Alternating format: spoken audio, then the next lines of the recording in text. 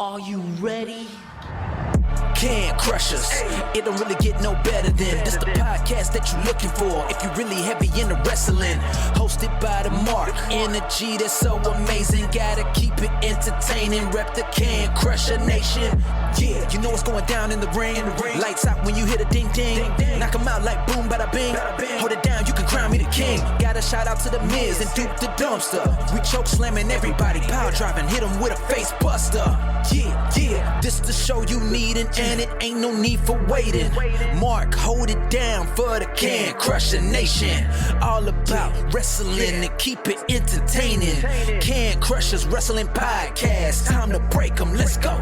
Yeah, Can Crushers. Yeah, Can Crushers. Let's go.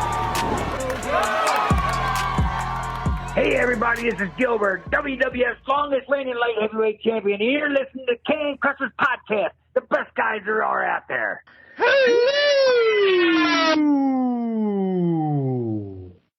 You did a nice long one this week. I gave it to you. I stopped midway. I tried. Thank you. Appreciate it. Welcome to Can Crushers Wrestling Podcast. That is Sir Michael Jenks. I am Mark the Mark. We are glad you're back to listen to our nonsense. Yes. Welcome back, everybody, to listen to whatever shit show we put together this week. We shall see. And it may be. It very well be. I am ill prepared for this because in my normal wrestling time, I napped. You know, everybody needs a good nap once in a while. These late night Legion games are kicking my ass because, listen, I don't get home till 10:30 or so. So right back around to 4 o'clock. I had 3 of them this week. It caught up. In fact, it caught up so much that I worked 2 hours on Friday, yesterday, and decided I'm going to come home and sleep until the end of my shift normally. And now I feel fan-fucking-tastic. Well, that's a good thing. You can get through the show now. I'm through the show. I'm betting you're going to hit the wall probably towards the end because you're not going to, like, even with the nap, you're not making it till like 12 o'clock, 1 o'clock. Nor do I want to because I have to work tomorrow. Yeah, you have to work today when the show drops. Mark will be working. Obviously, it's going to post and then Mark will be working. So, good God. Your man, although I'm burning a candle on Sunday, so tomorrow on Sunday as you guys are listening to this. So, we're both working then. And both probably working the same amount of time, too. Working for the weekend. Everybody. Oh, wait, you have a new beer, by the way. I do. It's called Juicy Bits. Ooh. It's an IPA with some Citra, Mosaic, and El Dorado hops, huh? Let me see that can. That looks fancy. Yeah, it's from Weldworks Brewing Company, and I believe the guy said that's in Colorado, but I'll double check that. Not bad. It's nice and hoppy. It's got a nice hop taste to it, which I know a lot of people aren't big into IPA fans. A nice little citrus to it, which I like the citrus. I did like that. A little bit of citrus to it. I was going to say, is that the bits that's in there? That's the bits. There's no floating bits for everybody not obviously looking at me right now, but it's got some bits. Yeah, it's in Greeley, Colorado, which I have no fucking clue what Greeley is, but it's in Colorado. It's somewhere in Colorado. That's what Google's free, guys. There. Sure, we have fans there. We do. Google's free, so I'll look and see where that's at. Where's this Google map putting me? Okay. Greeley. Oh, it's just outside of Denver. So, yeah, about everything is right outside of Denver. Everything's outside of Denver. Yeah, closer to Fort Collins, but it's about just down I-25 for those from that area. Colorado. So from Colorado, it's right down I-25. So you're enjoying it. It's a good beer. If it ever comes around this neck of the woods, I should try it. Do you like IPAs? Oh, looking for a new co-host. Yeah, well, it was fun while it lasted, guys. See ya. I'll take the headset off now. Set it in the middle of the ring and walk away. Yeah, right. Can I get pyro? Anyways, maybe I'll make the Hall of Fame. Living in yeah, you might. Oh, thank you. They're so kind. You might like it. I think you will, because you like a lot of citrusy stuff too. So this might be right down your alley. So I only bought one can because I wasn't sure if I'd like it or not. I did you pick 6 basically of it. I will die on that sword. I love that idea of you pick 6, because if I like juicy bits that you have right now, next time I might buy a 12 rack, and then I might buy, continue. You give me 1, and then I'm good to go. If I have to buy 12 and I don't like it, I will come on the podcast and tell you this beer is god awful. Don't buy it. And of course, everybody listens to our beer prediction analysis reviews. Yeah, I mean it's the same concept with our video game reviews and analysis too. So before we get into our week, let's go there. By the way, before we jump into that, I do want to confirm I did spend the money to get the Elite version of Fight Forever, so that is on pre-order. I'm going to be waiting for me. Less than a week away. Are you like I was going to start the podcast about that, saying, like, I'm going to play. By the way, that song may be coming out tomorrow as well. Just saying, I've heard some rumors that Final Countdown might be on Forbidden Door. Ooh. What I will. That's a while. You're welcome. You know what I might do? What I'm thinking I might do? I might just build an AEW theme song playlist and just play it while I'm playing Fight Forever. They're on Spotify. They have them. Do they already have them on Spotify? Yeah, the 6 themes. Yeah, and they have 2023 themes, 2022 themes. Like they've broken it down. Like Cody's on last year's, but of course he's not on this year's. I didn't know they had them on Spotify, so I have a bunch of themes already built out. I was just going to throw them into a list and play through them, but now I'll just go to Spotify and save myself 20 minutes or so just trying to assemble everything. So, we're going to go down that path first. So, Fight Forever comes out Thursday, guys. You know this. You know that next week when we record the show Friday night, we will be recording. Jenks and I will not be looking at each other. Not that you guys know that we look at each other at all, but that's actually my after work thing tomorrow, or today as you guys are listening. God, listen, when we record. I'm going to kind of rearrange the studio for next week, so I'm more in tune with the TV and shit's ready that I can kind of, this, that, and this, that I'm going to be able to watch the TV, peek out of the corner of my eye to make sure everything's still recording and everything, because as we talk anything wrestling, that's my goal. If you don't want to, I'm sure you're going to. I'm going to find a way to do this. I'm going to obviously it's going to be on the big screen and TV, so I'll have to figure out how to position the computer just right. So you'll have me. Then we can peek every once in a while. We can peek every once in a while. I might just put it dead on, because I can line up the TV where everything's just dead on with it, so I can line that up too. So we'll make that that's what work. I'm actually thinking too, because swap it up, da. So listen, we said we were playing next week's show, and we were both off Friday to be 10-year-old children to play, and we'll probably text each other, oh, look what I did. And I'll be putting some clips on YouTube as well, so make sure you go there. But real life talk, you're playing Thursday, right? It's some fucking point.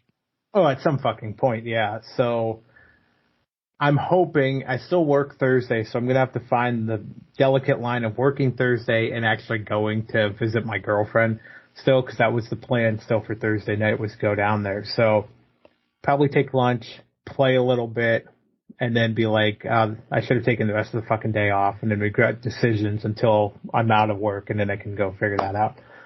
See, and that's my MO too. Knowing that when I leave at 4:00 in the morning, I will turn the computer. I will turn the PlayStation on, let it do its thing, get it, and then by 9 o'clock, 10 o'clock, when we're getting close to being done, and I know 2 people can handle it, and I'm like, I definitely will not be at work the whole day Thursday to come home and start playing. Those are those matches that I talked about last week. Those are going to be like the first, let me try this, let me learn how to do this, that nobody are going to see. But when I start getting into it, then I'll be putting stupid stuff on and like, oh, blah, blah, blah, talking about it and talking to you about it. Yeah, exactly. Things are going to be on fire and shit. I've seen so much again this week. I haven't seen as much this week, but I did see a couple stills of the story mode that was at least what's going on in there. I did not see those. My couple things are more weapons. Oh, okay. Wardlow against Ray Phoenix. Okay. Wardlow brings thumbtacks out. First, before you empty them in the ring, you can beat the fuck out of them with the bag.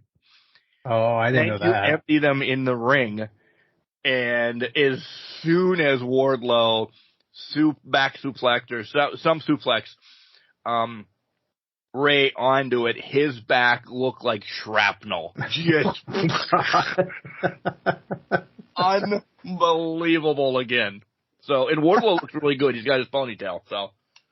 Oh, you didn't get that? Hasn't been clipped off. That's good. That's good. That's a good incentive. See, the story mode clips I saw were, I can't remember the exact dialogue, but somebody brought it up. Like it had Punk in it. I know there was the Elite in one of the clips, and then one of them was like Punk talking to somebody else backstage. So it was a couple backstage interactions. It wasn't anything big, kind of advancing story. So it wasn't anything groundbreaking or anything like that. But I also know people posted it to kind of back off what Punk was saying about being a collision guy off of Dynamite. When he said that on Dynamite. So it was pretty funny and entertaining at the time. But so those clips are floating around there, at least the stills of them. I did hear, though, and I don't know if this is good, bad, or ugly. I guess we'll have to wait until we get the game. That before you could take your person into the career mode, you have to have your person go through training, a la. So you have to do, they're forcing you to get your attributes up before you get into the career mode. Which, oh, that's interesting. Yes, no, maybe. I mean, I don't want to make, fuck that. Yes, I do. I want to make my guy 99 overall. Not that I don't think there's ratings on this, though. Right? No, I don't think so either. But they at least want you to get, that you're a striker or you're fast. There's those XPs that you can build up to get or whatever. They want you to have a couple of those in your pocket before you go to the career mode, which I understand that. But right, yeah. Dude, I mean, I'm pumped. I can't wait.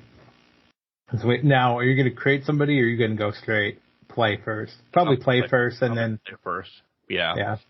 Because career mode, I probably won't do career mode until I've exhausted the stupidness that's already in my brain, which is going to be a while. And then, create somebody and run off. And I don't know who I'm going to create yet. I don't create myself ever. Because I started that like way long ago. I've never created myself for a wrestling game.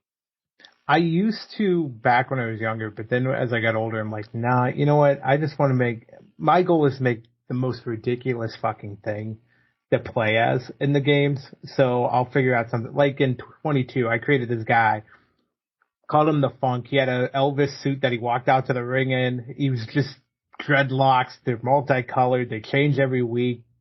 Skull, face paint. It was the absolute anything I could throw together fucking shit. That's the goal. I just want it to be something fucking ridiculous to walk around and just do things with. It makes it 10 times more hilarious for me when he's having serious interactions backstage and he looks like a fucking train wreck. Right. Looking around, so. All right. So the bitching before we get on to the sadness, which I want to maybe turn into something good, and then I have to talk to you about it, and we'll talk about it on air. I doubt it's going to happen, but maybe. NCAA football is now being fucking sued because of maybe some kids don't want in, some kids don't want this. What is going on? This is shame on them because it's money in their pocket. Mm-hmm. So it's when I read into it a little bit more, this one group seems to control. I think it was like 51 universities licensings in that. Yeah, which.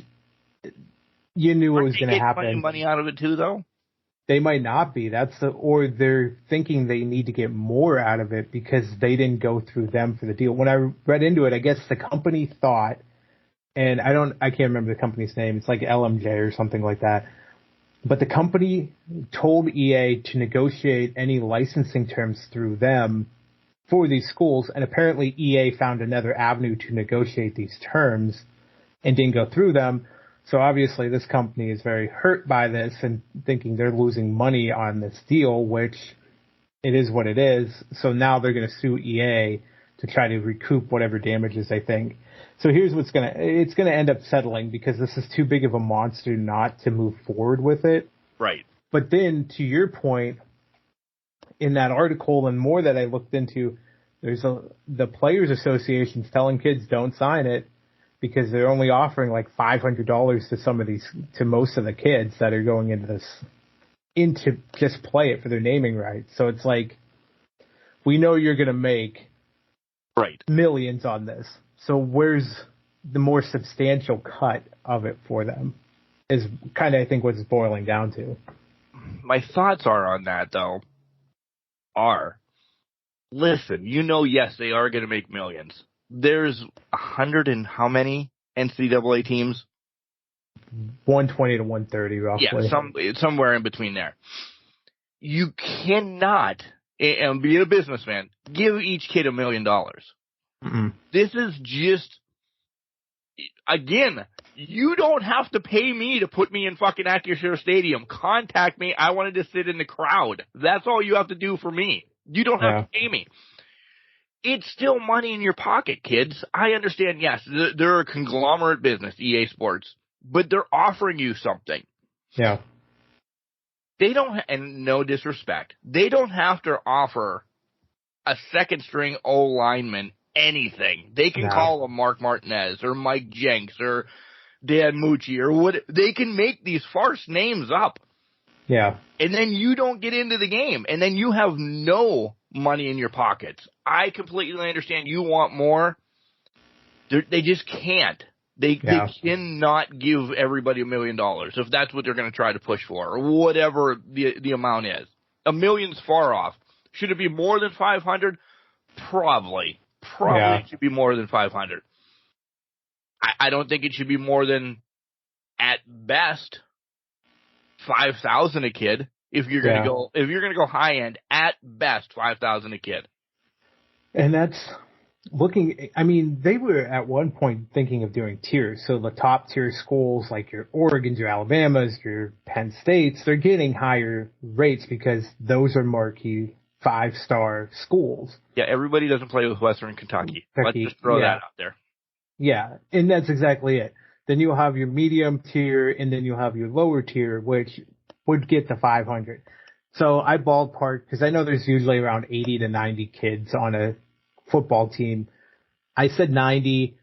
I estimated at 130. If they were to give every kid $500, it comes out to $5.8 million, roughly. And those aren't exact figures, so I'm just ballparking here. So putting it in that terms, that's $6 million right there that they've already invested in just the student athletes alone, not let alone the universities that they're going to have to pay millions upon millions. Songs now too, like Rock Top and shit's going to be in there. Yep, exactly. So things need to be copyrighted. Things need to be taken into more. It's going to be a long road. I think I've already seen rumblings of kids just being like, I don't care if it's 500 or 50. I just want to be in the game because they want to be in the game. Yeah, exactly. And that's what kids want. They're not looking for NIL deals right now. They can get those elsewhere. Right. They can get those from Nike, from Adidas, from a mom and pop store, or, in the case of the girl from Iowa, the food shelter that she helped out in Iowa City, where she took no pay, but she just wanted to be the face and help get them donations and that. Kids are good natured at heart, but they're also getting their money from elsewhere. So really, for them, some are like, well, $500, whatever. I can take $500 for this one. I know there's other kids, like you said, second string O linemen or kids from Western Kentucky, and I'm not picking on them, but we just mentioned it, that are only getting 500. Their first string in that. That's still notoriety. That's still getting their likeness out there. That's still getting their brand out there. Even if it's for $500, it could be worth it to them. And it's just getting them out there and getting them exposure to a whole different audience. Because one of us motherfuckers or anybody like us are going to play as fucking Western Kentucky or the Raging Cajuns, because you're going to be like, I'm building a fucking dynasty from the ground up. Yep. And I'm going to take this team to the promised land. So teams are going to have, it's going to happen. So these kids are getting some sort of exposure to an audience that they've never had before. Right. I agreed. I wanted to mention this last week and I completely forgot. I have a new favorite athlete around the board, and it's Jordy Ball that played softball for Oklahoma. Oh, okay. 2 years, got 2 championships, and says, I'm peacing out and I'm going home to play for my home state of Nebraska. First of all, I am so pumped for her. Like, I think that's so cool. It's not about, listen, she would have had 2 more championships. I don't think anybody beating Oklahoma in the next 2 years. Whatever. Throw that out. We'll talk next April when it comes back around. She's like, I got 2 championships. What more can I do? I want to play in front of my family. Yeah. I love her. I want to now go, when Nebraska comes to Penn State, I now want to go get Nebraska Cornhusker stuff and root and hope Jordy pitches in State College. I completely agree. That's going to be fantastic. I mean, it's good for her. Doing something that she loves and going back to her family and saying, I got what I wanted out of it. Let me go do whatever. However, I also love the aspect of this that she might as well just throw a fucking propane tank on a gas fire, because we are lighting up this old Big 12 rivalry between Nebraska and Oklahoma by doing this. Even if Nebraska's not competitive, Jesus fucking... They've made it to regionals. Yeah, exactly. It's still a slap in the face for Oklahoma fans, because they're like, oh, how dare she do this? She's turned her back on us. She's ruined... We rooted for her, and now she's public enemy number 1. She is.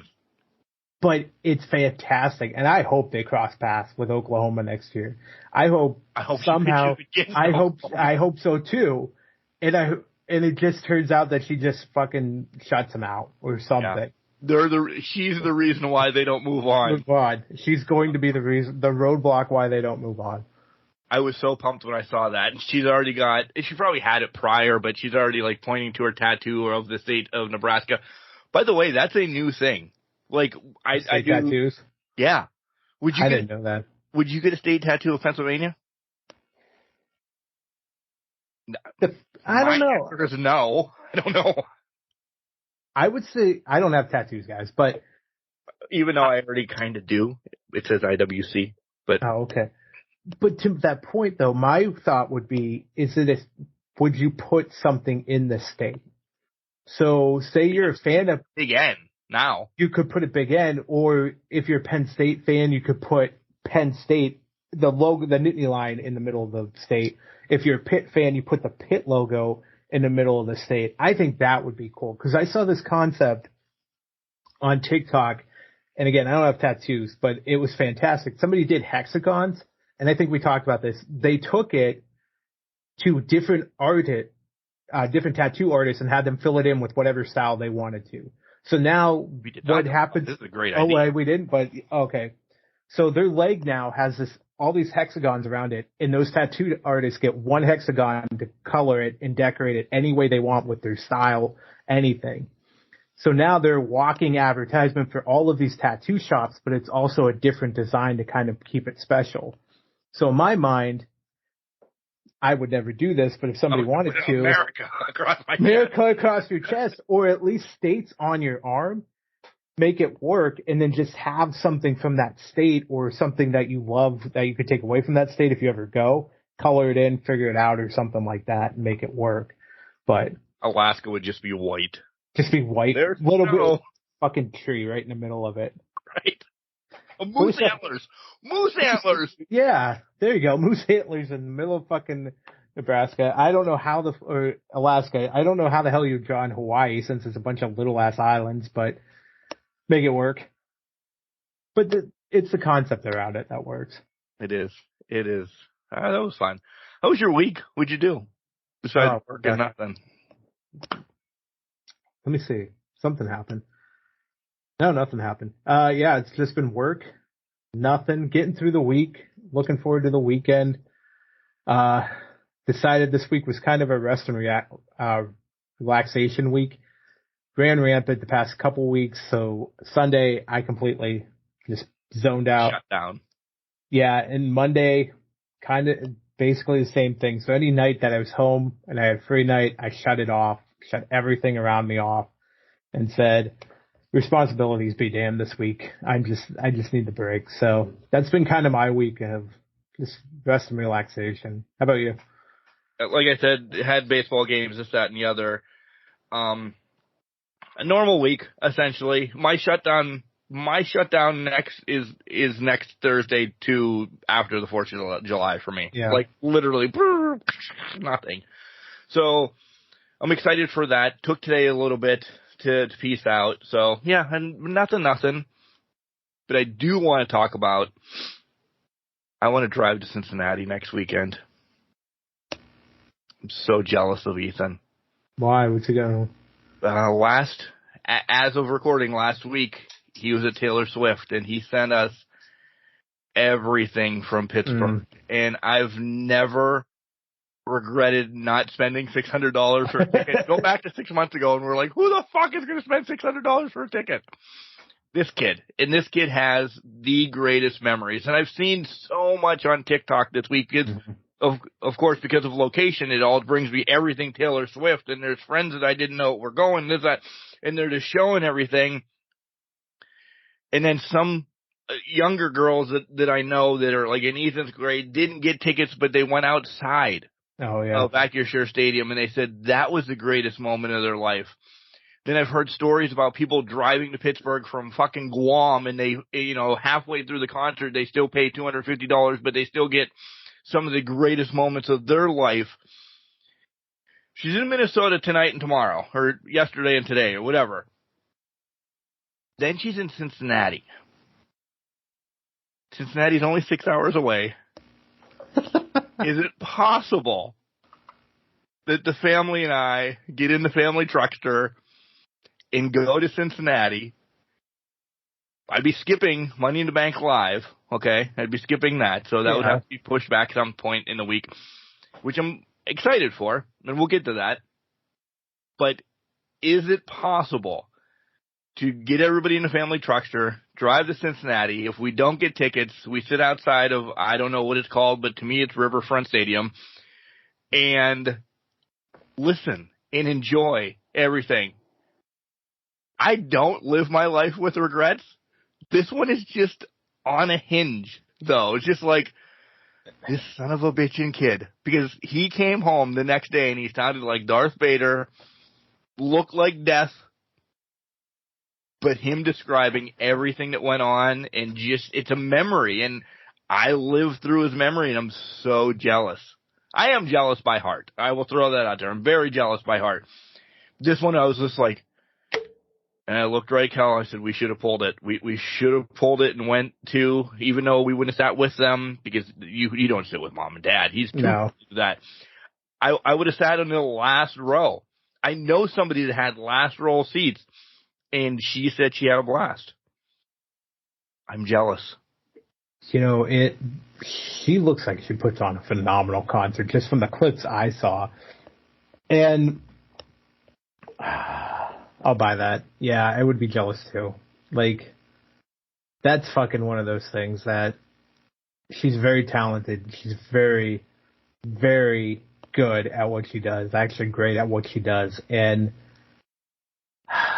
you don't go to those for some people, you might not be fans of her, but you go to those concerts for the experience and say, I was there at a Taylor Swift concert in her prime, or I was there.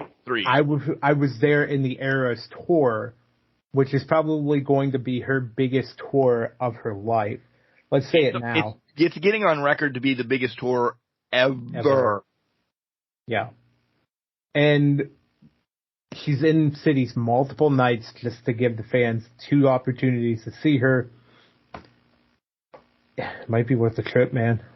Right. You might as well. I mean, don't you go to Akron Sunday you might as well just go July 1st to Cincinnati, stay the night, drive to Akron. But what does the sun do for 3 hours or the Savannah Banana game? Just hangs out in Akron. Just find something to do in Akron. Akron's a happening place. I've been there. I don't know. Around the ballpark. You know what? He could sit in the hotel room and just chill. If you get an Akron hotel for the night, sit there, hang out. Yeah. You guys go do Savannah Bananas? He could watch Savannah Bananas on YouTube. Maybe he'd see Mom and Dad on YouTube. I mean, he might.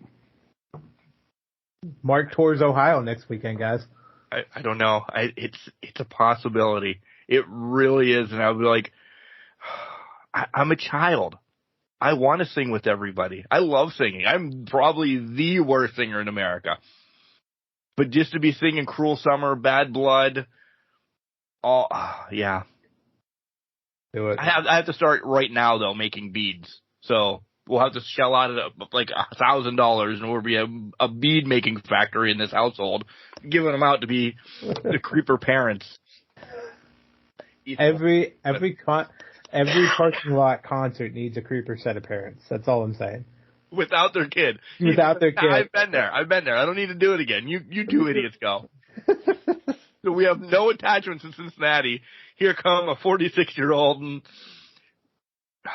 close to 40, rolling out. But here's the thing. That's probably a very common thing that's really happening. No, it is, yeah. Yeah. Oh. Do you have any hot topics? I forgot them, to be honest. It wasn't that hot of a topic. They weren't. There's no hot topics. There was no hot topics. We got subject to Tay-Tay, and then it just went downhill from there. No, nothing's downhill with Tay-Tay. Well, you can only go up to Tay-Tay and then come down. I mean, you can't stay at the same level as Tay. That's what I meant by going downhill from there. So, yeah. There's so much more we could talk about, but we're not going to deep dive into that subject at all. We'll just leave that alone, I'm sure. But we did get 3 more questions in. So we'll play 1 question per segment. And here comes number 1. Hey, guys. This is Fred again. I was wondering, I heard a report that Goldberg might be going on a retirement tour and might be looking for one last match. So my question is, do you think that we will finally get the dream match of Goldberg versus Gilbert as his walk-off match to send him off into the sunset? Let me know your thoughts. All right, so are we getting Goldberg-Gilbert? To answer that, Fred, again, because that's a weird last name, Fred again. No, Gilbert has officially retired. He's been retired for, I don't know, go back and listen to the spotlight we have with him. It's been probably about 3 years since he's been retired. You don't think Gilbert would come out of retirement for that one last match? I would imagine he would. There's probably money in that. Yeah. Probably a big amount of money. But let's stick and say it was Goldberg, because he's actually in the news. Fred again. So what he popped up? He was in the news a couple months ago. I don't know if this is what you're referencing, but Bailey agrees. He was floated on AEW for a little bit as about being a surprise at All In Wembley. Yeah. I mean, it's out there. Would you get excited for that type of return? Like, what? I guess. Are you asking me personally? I will ask you. I'll ask this in general to Can Crushers Nation, but to you as well. Would you be excited? Yeah. Not whatsoever. But to those in Wembley that have not seen Goldberg in 30 years. And have him pop up at AEW for. We talked about this last week, or maybe 2 weeks ago, that Wembley has close to 70,000 tickets sold now. So the wrestling fans are there. Bailey says she knows. The wrestling fans are there. Now it's to get attraction fans. I'll ask you personally, do you think at this time Goldberg is an attraction?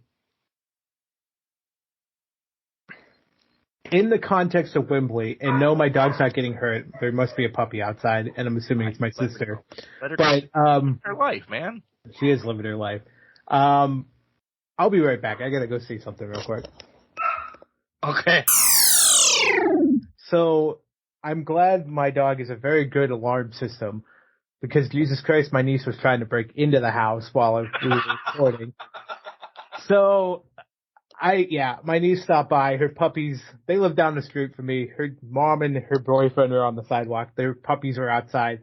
Bailey was losing her shit. And the niece was sitting there.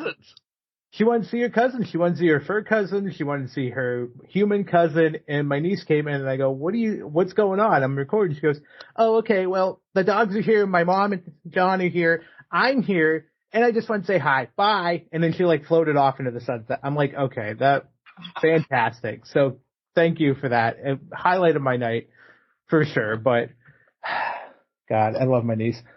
So Brea may get a cameo without actually making a cameo on Can Crushers. So, yay! Hey. Anyways, we were talking about Goldberg. Isn't he attraction? In the context you put it in for Wembley Stadium, absolutely, he'll get a pop. It's not why I'm buying a ticket for All In. It will never be why I'm buying a ticket. Goldberg was the most relevant for a comeback. For me, and I know there's others that would say, no, it's for all of it. It's when he came back in 2016. And he came back and he beat Brock for a minute 30. And honestly, he was fine until Fastlane, when he, for some reason, destroyed Kevin Owens for the title in a minute 30. And then he defended against Brock. The Brock and him match, if they would have just had that match without the title. Right. Fine. Beautiful. Love it. Love the program. But it was that whole winning the Universal title from Kevin Owens, burying Kevin Owens for a few years, that kind of just threw me off the scent of Goldberg. And then after that, I didn't really care because I didn't want to see any of the matches Goldberg have. Especially headbutting, turnbuckles, and ring posts. And nearly killing The Undertaker in some aspects of it. So that's kind of where my head's like, I don't care if I see Goldberg. It would be cool from the aspect of AEW got him for a one-off, but it's not why I'm buying it. One-off. And that one-off is the key there. Yep. No 6-month program, long-term deal. No. One-off, and let him go do his retirement tour through everywhere. If he wants to do one-off again at WWE, fine and dandy. If he wants to run to Impact, if he wants to go wherever, let him, start showing up at cons and doing that stuff. In-ring, I'm done with him. We just get done with people, and he's one that I'm done with.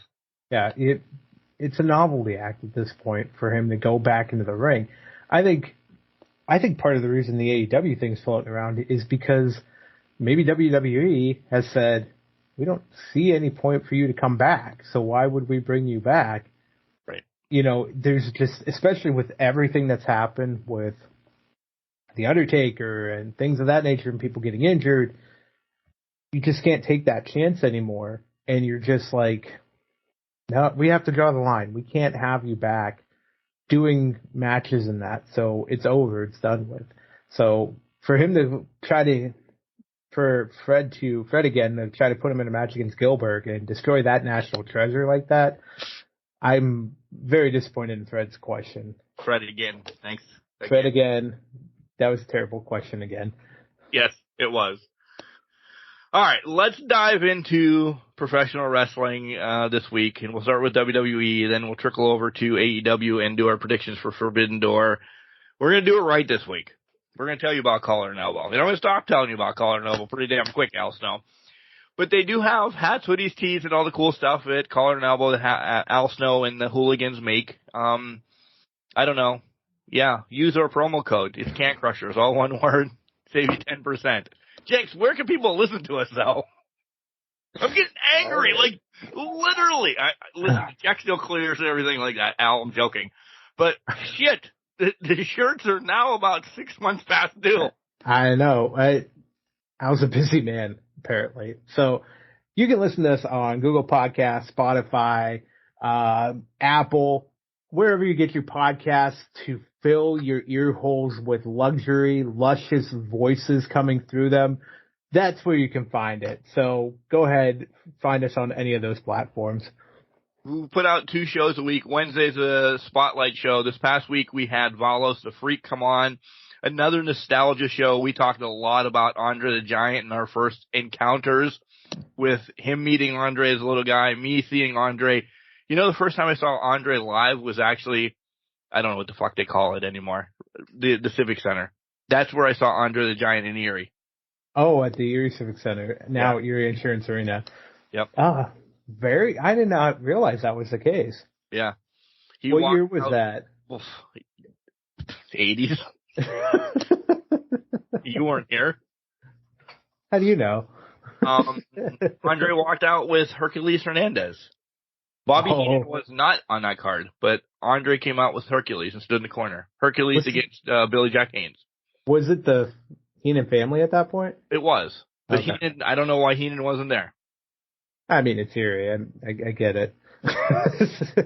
Bobby Heenan, Andre the Giant. All right. So we talk about... We put all our money in Andre. Probably did. Really did. I'd love to find that card, by the way. I know there's listen, the English professor has this website that if you have a relevancy of the year or whatever, you can find cards. So I'll have to put them to work. See, I know Andre was in Hercules' corner. That's about it. What else do we talk about here? Oh, our Facebook, Instagram, and Twitter. You can slide into our DMs to get on the show if you'd like to, like Valos or anybody that we've had on the show. Or we have an email. It's cancrusher69@gmail.com. Reach out to us. We'd love to have you on the show and talk wrestling. Yeah, or you could call the phone line, 814-299-6687, if you want to. Been an active phone line. Yeah. Been very active. We got several calls over the past couple weeks. It was Ask Can Crushers, but the phone lines, if you thought they were busy, they should be open now. So go ahead and call us. They're always open. They're always open for you guys. All right, let's pause. Here comes Al to tell you more about Collar Noble, probably correctly, and then we'll be back to talk about this week in WWE. Wrestling. A love and a passion we all share. I've started a wrestling brand. The wrestling brand. A brand founded on the aspects of wrestling. 2 entities working together to create a product that connect emotionally for people everywhere. Collar and Elbow is the brand. Passion and love for wrestling is the drive. I am Al Snow, and this is Collar and Elbow, the wrestling brand. It's Miss Reality, Maddie Ronkowski, and you are listening to the Can Crushers Wrestling Podcast. I mean, it's not as real as me, but you could listen to my episode. Welcome back to Can Crushers. It's Mark and Mike, and we're ready to talk about WWE, the weekly WWE, and we're going to start with SmackDown. And SmackDown's probably going to be pretty quick because it was still continuation of getting set stuff up for Money in the Bank. Yep. But the last thing on the show, because I guess, do you call a segment, even though it's no wrestling in it, a main event? Would you? I wouldn't traditionally, but with the Bloodline stuff, I feel like you could consider that a main event type program where you could sacrifice that main event spot to being what it is. And they've done it for 2 years. They have. And I mean, no, I'm not going to complain about it. So. No, not at all. So the main event spot is where we're going to probably stick and stay for SmackDown. And it was glorious. It wasn't Bobby Roode. It was just glorious and all right. Nice. Thank you. Bring back. Hey. By the way, I hope he's doing well. I know he just had, but he had surgery again, and his neck and everything. He may be done wrestling. I mean, I'd love to see him get one more comeuppance and everything. He was one of my favorites, especially like Beer Money, Too Glorious. Yep. I love Glorious. I did. I loved Glorious. I loved everything about Bobby Roode. I hope he gets one more crack at it. If not, I would love to see him as a manager because I think he could carry the torch for some people. So, a Glorious family. We talked about the Heenan family. What about a Glorious family? I mean, the possibilities are endless. That would be sweet. Let's, you got homework next week. Give me not you, maybe Can Crushers Nation. Let's talk about Glorious family. Who would you put in your Glorious family? I think we have board. I think we have to participate in this. Who would we put in the Glorious Yeah, we should family? too. I gotta write it down so I don't forget. My old ass mind. Yeah. Let me find some notes here. Family. Yeah. Do that next week. Send in. The Heenan family was pretty big, so it doesn't have to be 4 or 5, or it could be as. Let's not go more than. I'd say top it at 6. Yeah, maybe? that's what was in my head. Let's have no more than 6, but no fewer than 4. Okay. Okay? Across the board. All right, good. That's your homework next week, Can Crushers. Give us a Glorious family.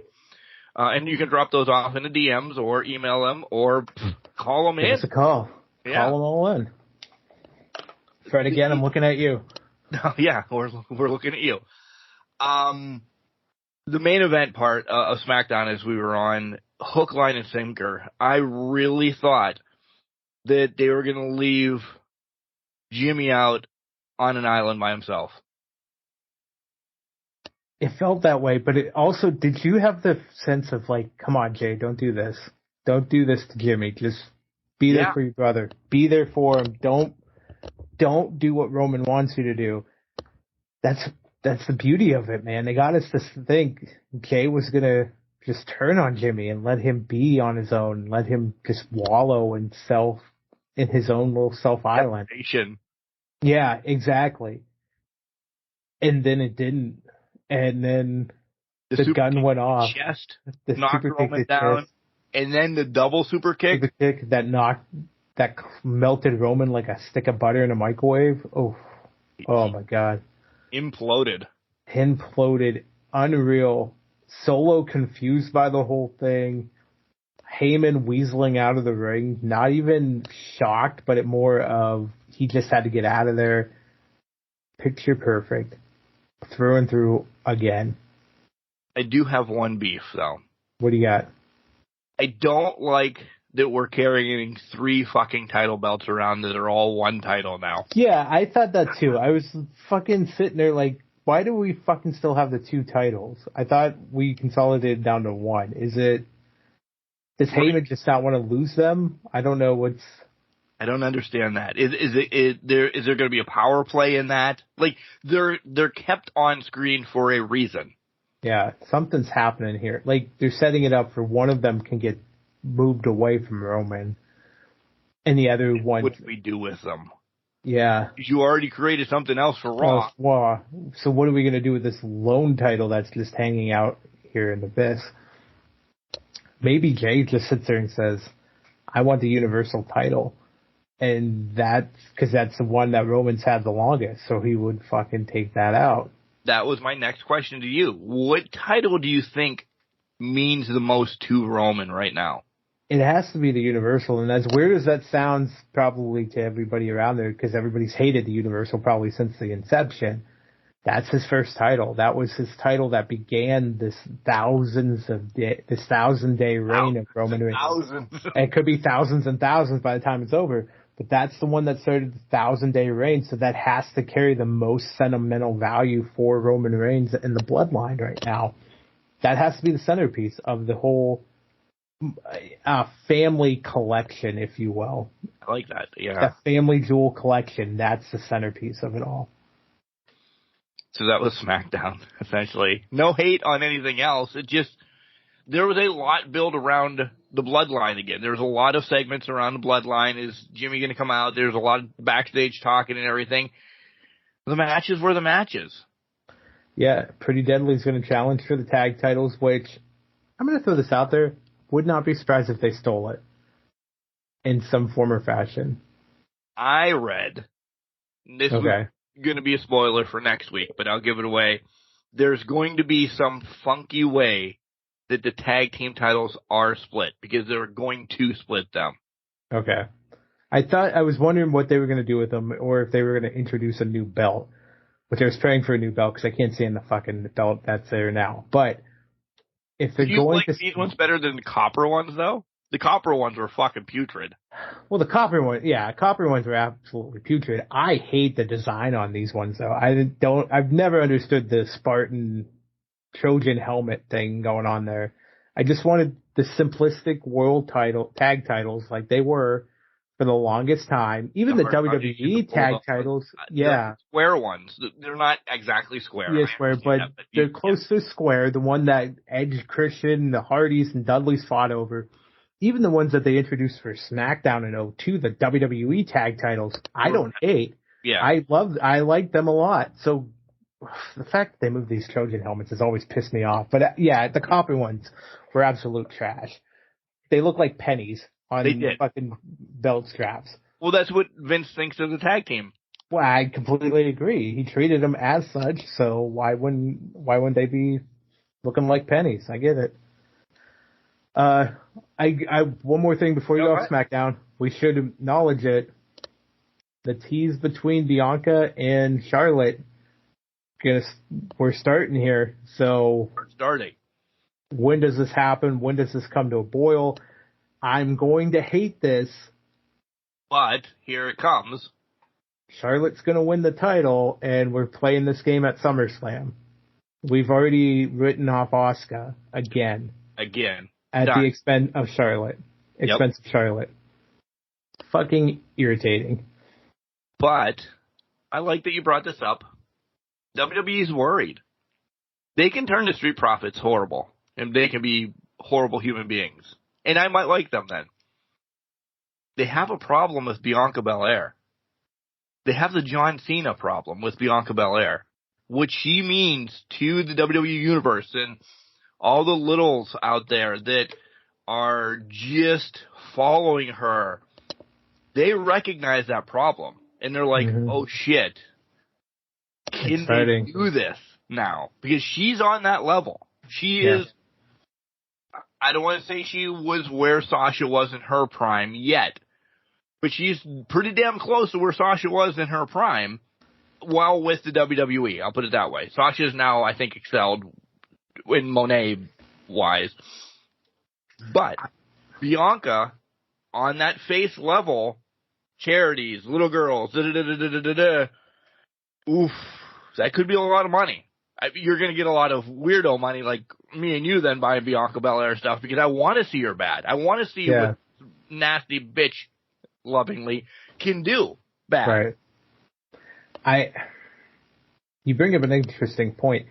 I'll argue she's surpassed what Sasha was at that face level because I never bought Sasha as a face. No. Right? Okay. So, and I agree, Sasha did a lot of things probably for charity and yada, yada, yada.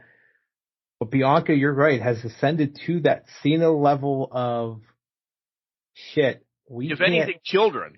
If anything, but that was Cena's thing. That was Cena's bread and butter. Whether anybody wants to believe it or not, that was Cena's bread and butter for 10, 15 years. And it was once he started going part-time that everybody else in the universe, me and you finally started liking him. We were letting him and accepting him as shit. He was really good. He was entertaining. He was doing what we needed him to do. He was just polarizing because we hated seeing Cena win. He had a punchable face at that point for us. He was the Greek god type figure with the physique, the face. He got the girl. It was like, fuck this guy. Like, he's just too perfect. And he has over 1,000 or 700 day title reign or whatever it ended up being with the belt. I'm not saying Bianca has a punchable face, but what I'm saying is for Bianca, she has a very pretty face. She has a very pretty face. She's a very beautiful woman. But Bianca has the kids behind her. They're rallying behind her. The adults in the universe are like, man, I can't get behind. We're sick of her. We want something new. We don't want to deal with her because it's the John Cena polarization. And it's not Flair getting titles because her dad got titles. It's not a organic build like Becky was, or like you could have for Daniel Bryan, the organic build for the WWE Universe, loving Daniel Bryan. Becky, it was organic for us to love her, and she came into her own, bloodied on a staircase in wherever the hell town that was against Ronda. You know, that grew it for her. Bianca's just the John Cena of this all. It's the company's workhorse, the company's face that they want to push forward. But so many kids are buying into it, and so many kids would buy a headband with a braid on the back of it to just whip around and circle and do all of that. Then there's people like me and you that I will probably root for Bianca, good, bad, ugly, dastardly, or whatever, against Flair, because we know Flair could have that face turn on paper. Yeah. That's going to be the hardest sell because nobody wants it. She is probably the best heel. If you want to throw it out there, she's probably one of the best heels. But we don't want her to have the title again. We don't want a long title reign. So Bianca could shit right on Flair, and we're going to cheer her if she's supposed to be bad. So she's going to come up with the Randy Orton issue then, who Randy Orton can do no wrong. He could be punning, Mae Young in the face, and we love it. We have a problem, and it's a good problem because WWE is going to make money off of this. Don't get me wrong. Right. But there's a Bianca problem now that she's too good, and when you do turn her, she's going to get so many cheers that it doesn't matter that she's bad. I always affectionately call it the Hogan problem, because when Hogan turned for the NWO, it was so fucking cool to cheer for the NWO, to put on the black and white, the black and red. You know this for sure. Yeah, that was my heyday. It was your heyday when you were a kid. Fuck yeah, you're cheering for Hogan, the red and yellow tights, going for it. Yeah, Hulkster. He turns and you're like, motherfucker, yeah, I'm a teenager. I'm ready. This is fucking amazing. NWO for life. Too sweet, me bros. You're going around school. You're loving it.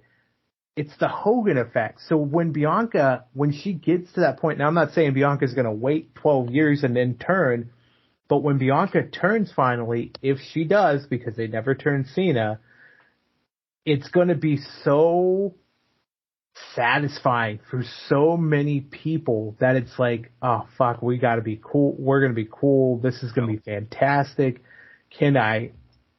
How do I embrace this?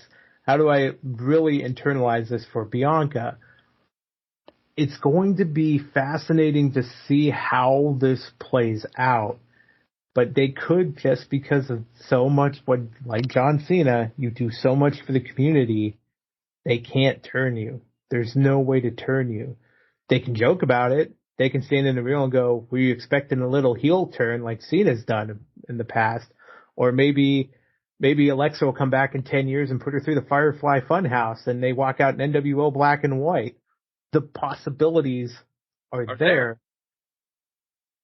But it either could happen, and if it does, everybody's behind it and loving it and think it's fantastic, or it doesn't happen, and it's the Cena effect. So it's the Cena-Hogan type effects that are looming over them. And I want to circle back to the Flair face comment you made. You're absolutely right. And they've also done this experiment before, and it lasted 3 weeks or whatever that was, and it was included Becky Lynch, if that. So I'll be interested. I'm sold to the point of I want to see how this turns out. Hate that Asuka once again is being the brunt of it. I would have rather seen Bianca turn heel on Asuka, fucking cheat the beater, and then we start it over again instead of Flair being interjected. But again, Flair's your big name because you put 14 world titles on her to kind of just get her up there with her dad. Yep. So that's really SmackDown. Not too. Yeah, that's SmackDown. Raw. Ciampa's back. Ciampa's back. And I liked how they introduced him. I really do. That Miz brought him out and and they get a match and he just beats the shit out of Miz. I loved it. It brought that whole program full circle, ended it, After and now 9 Ciampa months can or do whatever. it. Yeah. So I want to see what they do with him. I hope he's not pushed a little bit and then just pulled back. Realistic though, listen, he's got the LA Knight syndrome, essentially, because you saw that LA Knight manager, the this, to that, age-wise, that WWE really worries about that stuff. Give Ciampa a few moments. Like, he's got a following that, and I mean this nice, is sick. Like, he's done so much for people with mental health that I personally know personally. Yeah. Personally know personally, by the way. Personally That means know I personally. really fucking know them. You're fucking close. That, you know, he books and this and that, like, he does a lot for his fans. Yeah. So I want him to get a nice run. Him in Theory. I know Theory's other side, but him in maybe once it gets off of Gunther, a nice IC run or something like that. Do I see him Seth-wise or Gunther-wise when Gunther gets a title or LA or whoever? I don't. I'll be dead honest there. But nice IC run would be great. He's got the cap for the upper middle card, but I see the low-hanging fruit, and it's been rumored for months, so I think they go the DIY route and get tag titles out of this run, which I'm fully supportive of, because DIY, burn it down. Hell, they could rerun the entire Johnny Gargano and Tommaso Ciampa saga from NXT, just run it again on Raw. I'm buying every week of it, because it would be fucking fantastic. So I kind of just want to see, even an IC title run for him, fantastic. I want to see DIY again, put on some banger matches, because we know that tag team renaissance is on the horizon, and I feel like it's coming up, and I think DIY is going to be that one team that kind of leads it to the next one. Unfortunately, too bad American Alpha wasn't a thing, because if I could see DIY versus Gable and Jordan again. Jordan looked great on Raw, though, this week. He looked very great as a producer. He looked great pushing Finn back, trying to get him wrangled up. As much as people shit on Jason Jordan, and I will still die to this day that Angle should have had Gable as his child, I digress. Fucking great tag team. That was a phenomenal tag team. Never should have been broken up. But so let's stick with Gable. They're trading victories with the Viking Raiders, Experience, War Raiders. But the only thing I got out of this, Maxine looks good. Yeah. Nice. The biggest pop of this match was the suplex on the outside to Valhalla, which is still fucking Sarah Logan. Or actually, go way back, Crazy Mary Dobson. But I digress. I still don't like that they call her Valhalla. I feel like that's just... when they say Valhalla's coming at the beginning of their entrance and Valhalla's already there standing with them, that kind of throws off everything that I fucking don't get it. Anyway, I digress. Maxine didn't look good. She's popping her hips, throwing people around. She's going to be a trained wrestler. I think there's a lot of... I'm invested in this training session. I really am. I want to see what's next. Is it going to be a fucking submission thing next week? What's it going to be? I'm just invested in what this ends up being. And then are they going... At some point, there's going to be a 6-person mixed tag match. Clearly. So I just want to see how this transpires, where, like, Maxine just out of nowhere puts on chain wrestling 101 and just, like, flipping arm bars, fucking holding people, wrist locks, everything around that nature. So I'm waiting for it. But Maxine's doing a hell of a job with it. The paper company gets a win. If you don't know who that is, it's in this year. I just hate the name. Listen, I hate Viking Experience or Viking Raiders or wherever the hell they are. But in this year, it's horrible. It just sounds like a paper company to me. I'm trying.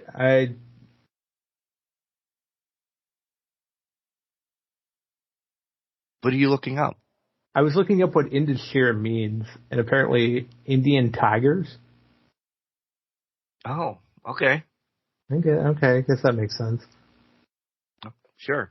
Yeah, whatever. Okay, yeah. Are we getting Riddle against Gunther?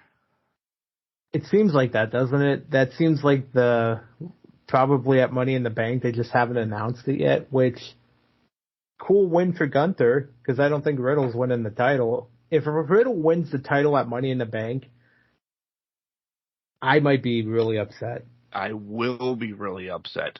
But is this where Randy comes back and him and Riddle have something to do over the IC title, or it's to get it off of Gunther? Listen, we've said this now for months.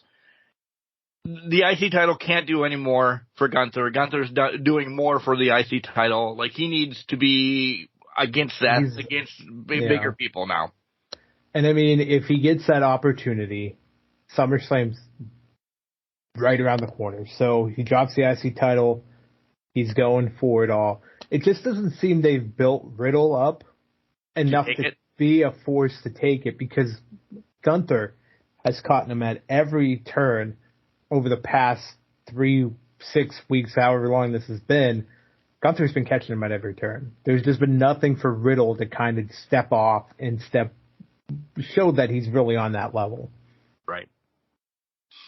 A couple more things. Are you excited Logan Paul you can just say, hey, I'm in the Money in the Bank? No, but if we're going to get a stupid spot out of it with him and Ricochet, then yeah, all right, fine. But if he fucking wins it... But there was my question. Is he going to win it? I think at some point, WWE is going to put a title on him. I think so, Have it be a David Arquette real quick type of thing. I mean, don't get me wrong. We have glorified how good he is in the ring. He is a part-timer. He only shows up for the 4 anymore. Yeah. Yep. Whatever you want to call the 4. But listen, that now he's taking off. I mean, I'm turning on him all of a sudden. As much as I like what he does in the ring, I'm turning on him because he's taking spots from people that are there week in, week out. And if you put a title on him, I don't know how much he's going to be loved. Yeah. He's loved, so to speak, but... Well, I think he'll still have his 14-year-old girl community to love him, but I feel like I had to pull out the LA Knight line. I honestly just think, here's my prediction for Logan Paul and the Money in the Bank. I think he's there to just be a spot monkey on. Got to be. Just jumping off a fucking ladder through tables, whatever. Him and Ricochet just doing the fucking stupidest fucking thing that they could think of. Probably Prime comes back out. Yeah, they're probably just going to jump at each other off of 2 fucking ladders and meet 20 feet in the air, to be honest. But so you're predicting a death at Money in the Bank? It's a demolition derby between Ricochet and Logan Paul in that match. If we could get a dumb fucking move bet in Vegas right now, I'd take the money on it. But hey, I don't know. Do you see the Raquel turn coming now? If you didn't see it before, you're seeing it. It's expedited. It was expedited this week. It was. Yep. And I actually like it. I'm good. I'm happy with it. It needed to happen. Needed to fucking happen. No more Mrs. Nice Raquel. Just fucking start bulldozing people. She shouldn't have lost. I love that it was a stupid mistake by Becky Lynch that did it, because she attacked Trish. It feeds into the story. Yeah. It feeds into the story. It was a different way to do that, where Becky's just not attacking people in the ring. It was Becky's just fucking fighting people left and right. Trish came after her. She threw her down. Whatever. So now there's so many subplots in that Money in the Bank match for the women that Becky's on an island by herself against fucking Damage Control, who's already on the outs with themselves in their own right. You have Trish and Zoe in that match, and I can't remember who the sixth person was, but you have all of these people in this match, and it's like, where the fuck's Becky gonna go? Like, she has no friends. Nobody. She's on a fucking island right now by herself. I love the ragdoll from Raquel to Trish, though.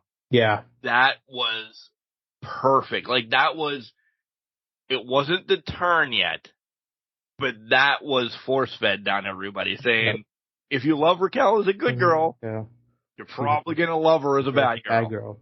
And if you don't love her as a good girl, you're going to fucking love her as a bad girl. Yeah. Because if anything this WWE Universe has proven is they like a bad woman.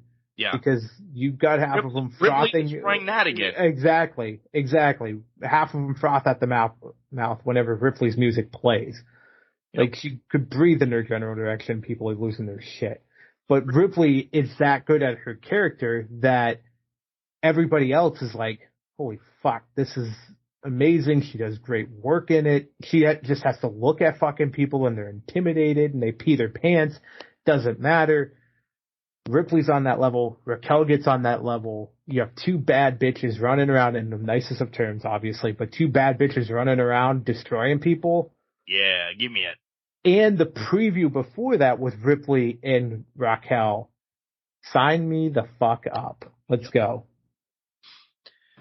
Speaking about bad bitches getting no love, I've pretty much given up on Sonya and Green getting anything. It depresses me. Like, this was, I don't know if this was supposed to be Chelsea's, hey, I've been injured, I did a lot in NXT, and I sucked a couple times, and I mean this nicely because I love Chelsea.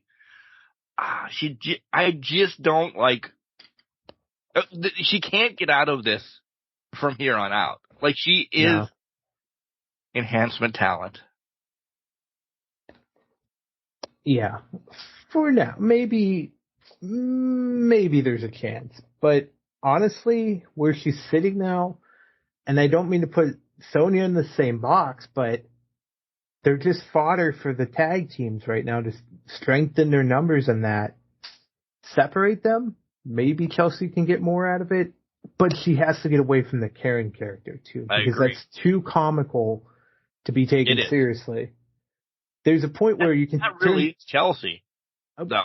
That's fair. That is fair, but there's a point where you can turn comical into something special, right? We've seen that in the past, and people have embraced it. Mick Foley's Mankind character went from deranged to a fucking comical hit with a sock, pulling a sock out of his underwear. The CEO of WWE. WWE, he fucking has captured the hearts. You can take comedy so far if done correctly. I think Chelsea can, but I think you're also handcuffed by the situations you're in. So if she can spread her wings and do more, maybe, and I'm not saying that Sonya is the reason for this, but if she spreads her wings and as a solo, yeah. But see, would this team work if Sonya was a straightforward, no nonsense, like MMA fighter? No. I think it could if it was an odd couple situation. Both are talented enough to make it work. But we've already gotten past that point with Sonya being the GM, the authority figure. So you lose that kind of mystique with that. So you can't really go back to that route. That's what I mean. I mean, the whole time off for her and her being brought back like that, it kind of hurt her overall. Like, more time off needs to come for Sonya, I think, to rebrand. Yeah, you have to rebrand it. Where was it going? We only have two things to talk about. We have Cody, Sammy, and KO that beat Judgment Day. That, listen, we said this last week or the week before as well. Judgment Day writing on the wall. It's about done. It's ended soon. Yeah.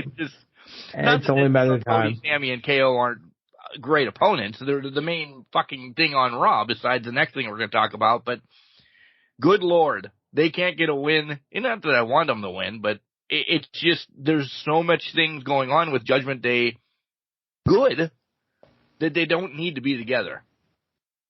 Agreed. And it's also pushing to me who my pick will be for Money in the Bank come next week, next time frame.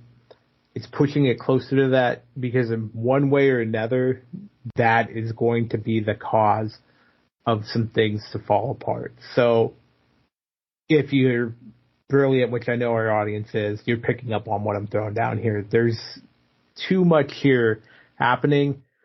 That's going to become the void, the rift of it all to kind of just implode what would be at Judgment Day. Well, let's talk about the rift of Finn Balor.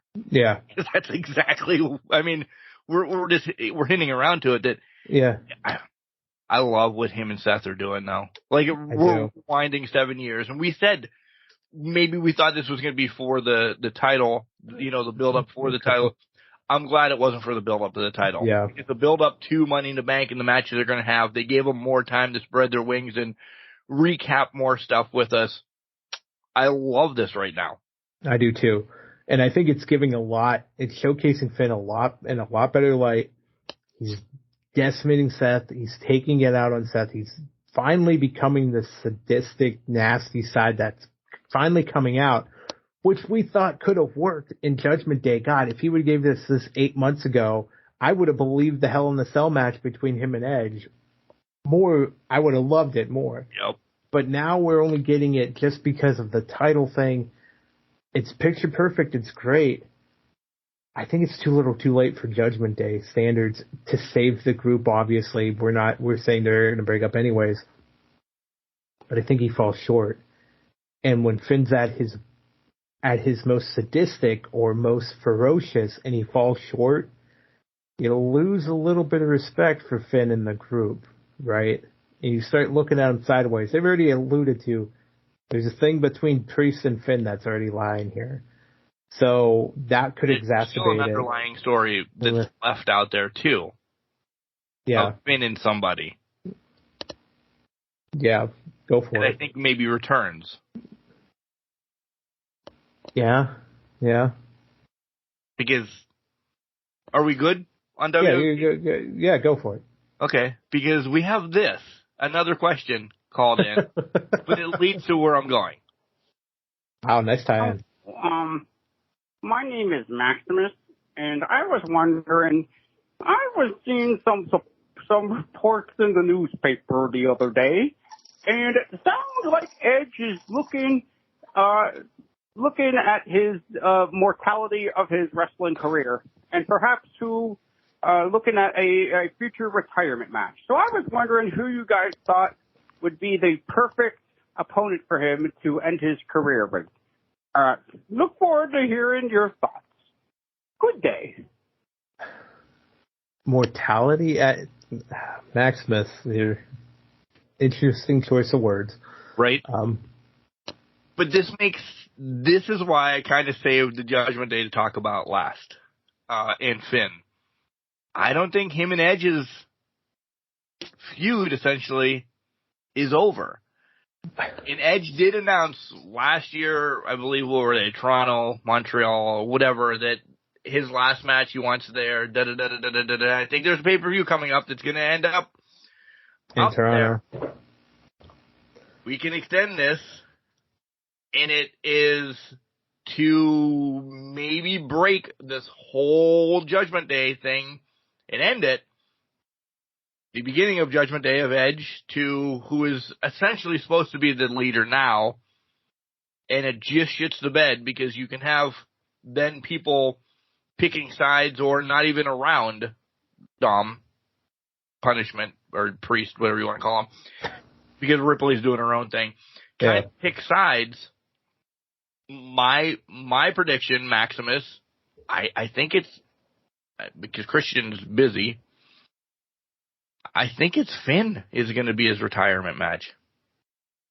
I could see that. That also kind of goes back and gives them one more shot at what they wanted to accomplish in Hell in the Cell. Because I think we can all agree that match after the Staples was cut very, very short, very, very quickly. Yep.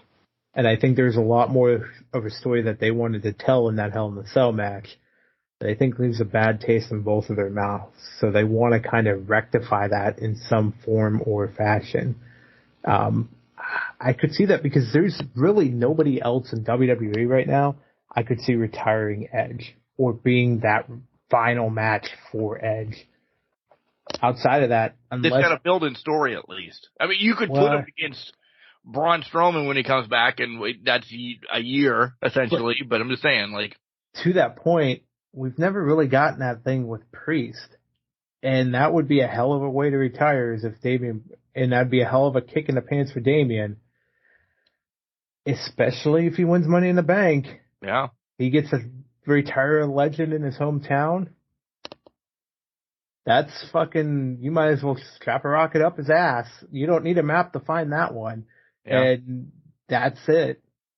So I think it's with Judgment Day. I do think Finn and him need to revisit their last match and make it work to get what they want out of it. But you're saying Finn, I'm saying Damian. I think Damian's the final. Okay. I know they fought, but I feel like that could be the last one. We're on the same page again. I mean, maybe different. We're in the same ballpark. Paragraph. Yeah. We're in the same, yeah. So without a doubt, it's got to be somebody in Judgment Day, one of two. So that's who I would think. Maximus. Thanks, Maximus. Yeah, keep calling in. Maybe Fred again. I don't know. Yeah. That's all I got for WWE. You got anything else? No, I got nothing for WWE. Solid week this week. It was. We'll see how SmackDown turns out tonight. Well, tonight for us, for you guys last night. But we'll see how this goes as we get into London and start heading over to the O2 Arena for Money in the Bank. And as I said earlier, I'm really kind of excited for Money in the Bank. There's a lot of fresh blood out there in matches. We talked about the women's ladder match, and again, we'll go deep into this next week, but there's stories in the ladder matches and everything. Maybe that's the main thing this month on this pay-per-view are the ladder matches. Yeah. Heavyweight title, of course, it's Seth and Finn, and you're going to have the civil war between the Usos. There's 4 matches that I'm really excited for. Agreed. I haven't said that on WWE in a while, that I'm excited for 4 of them, and that's half of the matches probably. Oh, yeah. If not, pretty much all of the matches, because they've been running 6-match shows for a while now outside of WrestleMania. So we get a tag team title match then. Probably Gunther and Riddle probably is going to be the other one. Yeah. So, because you would imagine you're in Europe, you got to put Gunther on the title, on the card in some capacity. You would think so. Maybe they make it 7 because I'm just being that dick. There's got to be a women's because there's got to be cash in. There's got to be somebody. Yeah. I am pledging right now. I'm not pledging. Nobody's cashing in that night. Unless there's a fucking built-in story to make it work. I think, I swear to God, women, keep your briefcase. If they make it past Raw the following night, it's a fucking celebration. We should just dedicate that week's Can Crushers to that. I don't care we don't talk about anything else. That's it. That's the show for 45 seconds. It's just celebrating that the women have made it past 24 hours with the Money in the Bank briefcase. Because again, remember guys, Carmella is the only woman that has made it outside of the 24-hour time frame for cash-in. Yeah. And she won it twice. She won it twice. Once Ellsworth got it, gave it to her. And then the next time she actually won it. Hated it. And as they should have, the perfect heel work in that one. But all right, we're going to pause. We're going to come back, and we're going to run into a collision and blow it up with some dynamite. Oh, wow. Maybe there's a rampage involved. Maybe there is. Are we rampaging into a collision that's exploded by dynamite? Yep. Hi, this is Valos the Freak, and you're listening to Can Crushers with the Mark, and I'll tell you, you're going to have a freaking good time listening. Let us talk to you. Yeah. Can't do the LA Night. Yeah. Still working on that. Work in progress. It's good. It was better than. Yeah. It has its moments. So. It has its moments. Welcome back, everybody. It's time to rampage into a collision for some dynamite. And maybe we'll go through a forbidden door at one point, too. So. Yeah, we definitely have to go through a forbidden door. We got to kick through it. We got to blow up. We got to have a collision with the forbidden door. So we're going to go there. Yeah, because Rampage was a lot about, hey, forbidden doors on. I mean, collision's on tomorrow night. Don't forget collision's on. Collision's on tomorrow night. Collision. Rampage might actually be good tonight. last night when you guys were, yesterday when you guys were listening to it, but we'll see what happens. Maybe we'll give a nice little synopsis if it actually turns out to be very good, but we'll see. Right. So Spoilers. we're going to blow up and go right into collision. We're colliding with it. We have to stop because this is getting out of control. What do you mean? I mean, first and foremost, I loved everything about sitting down Saturday night and watching a show. I did too. Really, I watched this live. I've not watched, besides when recording, watching snippets of SmackDown happens and we're looking, holy fuck, what's going on? Yep. This was the first TV show I've watched live in a while. I love the Saturday Night Nitro type of theme song. Saturday Night from Elton John. Yep. I love that. The crowd was unfucking hinged from the second they hit record. Yep. Yes.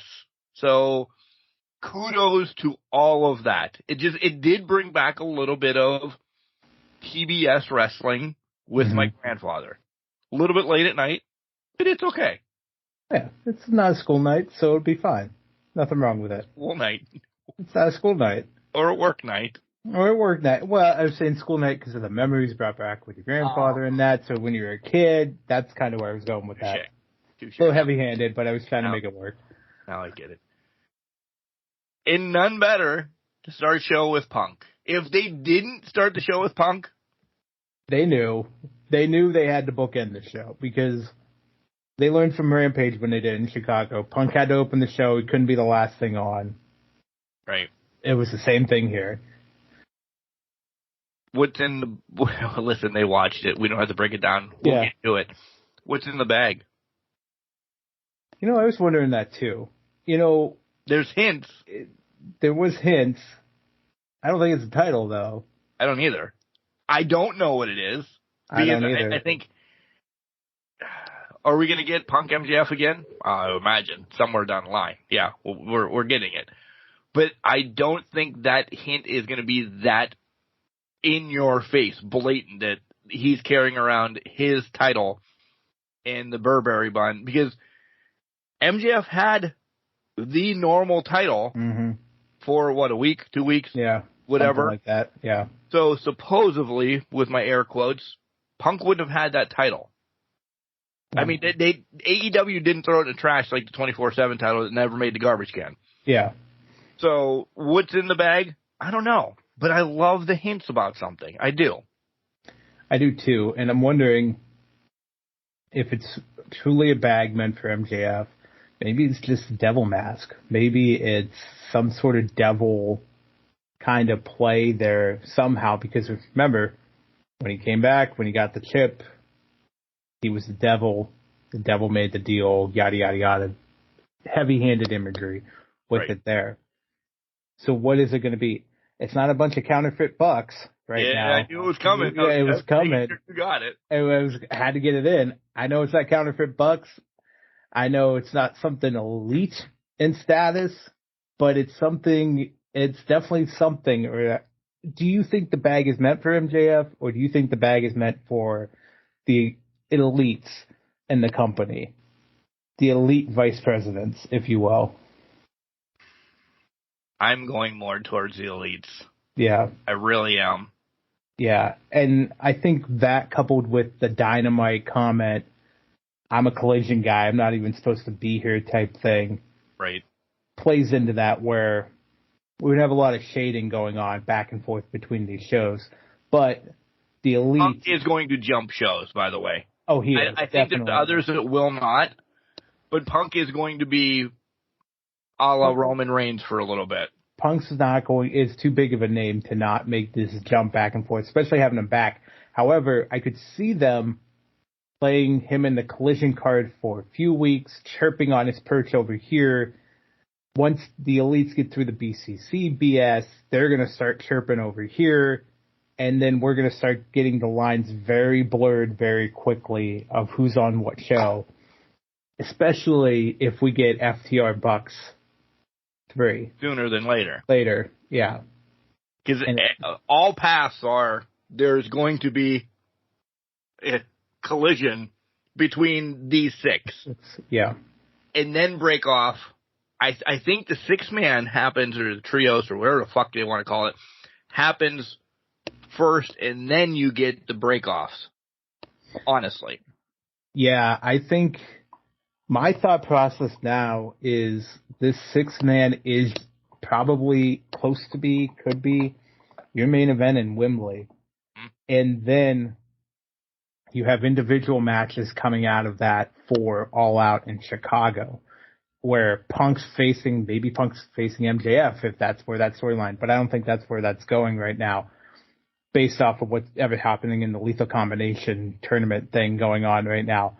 But where you have MJF and this whole Don Callis to Takeshita kind of storyline going on, hopefully FTR and the Bucks is a pay-per-view I hope so. free match. I think that needs to happen. So they're going to have those breakoffs, but I think that's at All Out to build out that card. But this Collision is too big of a thing to not do in Wembley in front of 80,000 people, in my estimation. Agreed. Let's jump to the main event since we're talking about them. FTR Punk against the Bullet Club and Joe. It was a nice match, and I hate to say it this way. It was a nice match. Yeah. I almost, to stir the pot, would have had Joe beat Punk. To really fuck off Punk. And, listen, Chicago. We're losing fans in Chicago. You get too much love when you're out there all the time. Like, Punk has to suffer a fucking loss out there one time. Is it coming? It All Out? He got one. He lost one. Right. To MJF. And let's go down that path again. He could lose another one to MJF in Chicago, which would be a fucking chef's kiss on top of all the chef's kisses. I agree because of that. I think it builds more if Punk is going to take a huge... Listen, I really think everybody's happy Punk's back. Listen, 9 months ago, we're like, holy fuck, he's Satan, he's this, he's that. We bought into it hook, line, and sinker. But when he started talking, Jenks, did I not text you? I'm like, man, I'm so happy. I was salivating. I was on every word. It's the fucking AEW Fight Forever effect. This is the episode of effects type thing, and we could put that in the name or somehow, but it's the Fight Forever effect. We're sitting here like, it's over, he's burned the bridge, it's fucked, he's done, we don't care, it's whatever. He comes back. A spelling effect with an E or an A? Probably the E. Effect. I would think the effect, yeah. Effect. Yeah, it's EF, yeah. Grammar Nazis come after us. Anyways, it's the show of effects. Punk, we didn't think it was going to be, and then we knew he was coming back. We heard the sniffles. Then they created Collision so he could come back. So we're like, okay, let's see what Punk does. Fucking 5 minutes in, he's got his hook, line, and sinker because he's dropping bombs again like he normally does. And like little kids, naive little kids, we don't think he's going to do it. And he still fucking does it. And then our minds are just like, oh my God, Punk, yes, thank you, Savior, you're back. So we bought into it again. What did you think of the match though? Like he was protected in this match. I'll say it. He was very protected in this match. I did love the fact that he was in trouble by Joe. And thankfully he sold it like he was fucking dying a slow, painful death. And it was fantastic. So I love that portion of it. But yeah, it was what it was. I want more of the Bullet Club Gold, and it just felt like they were there to be slaughtered. And honestly, I hate to say this, Juice Robinson is an enhancement level talent right now. Yeah, he is. And Jay White's being brought down by it. Yeah, he is. So until they start building up Juice as something better. Or another or another member. Juice can be the lackey that takes the losses, but bring somebody stronger to be with Jay. They have to. And we're not just talking about the Guns. The Guns can come in and be your tag team specialists like the Outlaws were for DX. There needs to be somebody that's fucking a heavy, big heavy, somebody. There's got to be someone you can find through the Forbidden Door or wherever to be your heavy guy in this whole thing. Somebody's got to join the Bullet Club. Yeah. There's got to be a name because Juice, don't get me wrong, I love Juice, but he's not carrying the Bullet Club for me. Oh. Yeah. Sorry. By the way. You're good. I'm done. You're done? Not that I'm off of Wardlow, because I love the human being of Wardlow. But the wrestler? AEW has fucked them over. Mm-hmm. Now, don't get me wrong. I love what Lucha and Christian are going to do. I think there's a cool story going here, especially with the a la Christian holding the title on his shoulders and everything. There's something coming with this. And I've never not liked Lucha. I've always liked him. He's darker now. I want to see the destruction that he does. Yeah. I keep Wardlow away from this fucking title now. And I don't hate the TV title. It's essentially what it is. But good Lord. I'm done. You have to build Wardlow up for me now. I have lost everything. Wardlow as a character in AEW is not the monster that they wanted him to be. He's gone downhill very quickly. So they need, to your point, step him up, enhancement talent, give me 20 security guards against him again. Let him start bulldozing people. Get him up. He's all alone. Tag teams. Because keep him at a tag team. Tag team ruined it for me, too. You can't even bring back the 4 horsemen that they've been teasing for the past months because he's nothing. He should have beaten Luchasaurus. He's the Mongo right now of the fucking 4 horsemen. He fucking is. No disrespect. I know Mongo's in ill health, but that's not what I meant. Maybe he's a Paul Roma of 4 horsemen. Paul Roma. Roma of the 4 horsemen. He's talented, but he's just taken too many losses and he doesn't look good. Like, I'm appreciative that they stopped the Goldberg-esque streak they had him on, or the Goldberg-esque type mentality. But guys, he's uber talented, so even if he struggles in matches, he can carry a 20-minute match and still win. That's fine. Let him do that.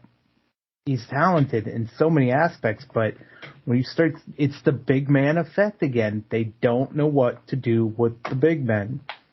They're only there to put over smaller talent time after time. I know a lot of you guys are yelling, Lucha's the same size. Yeah, Lucha's the same size.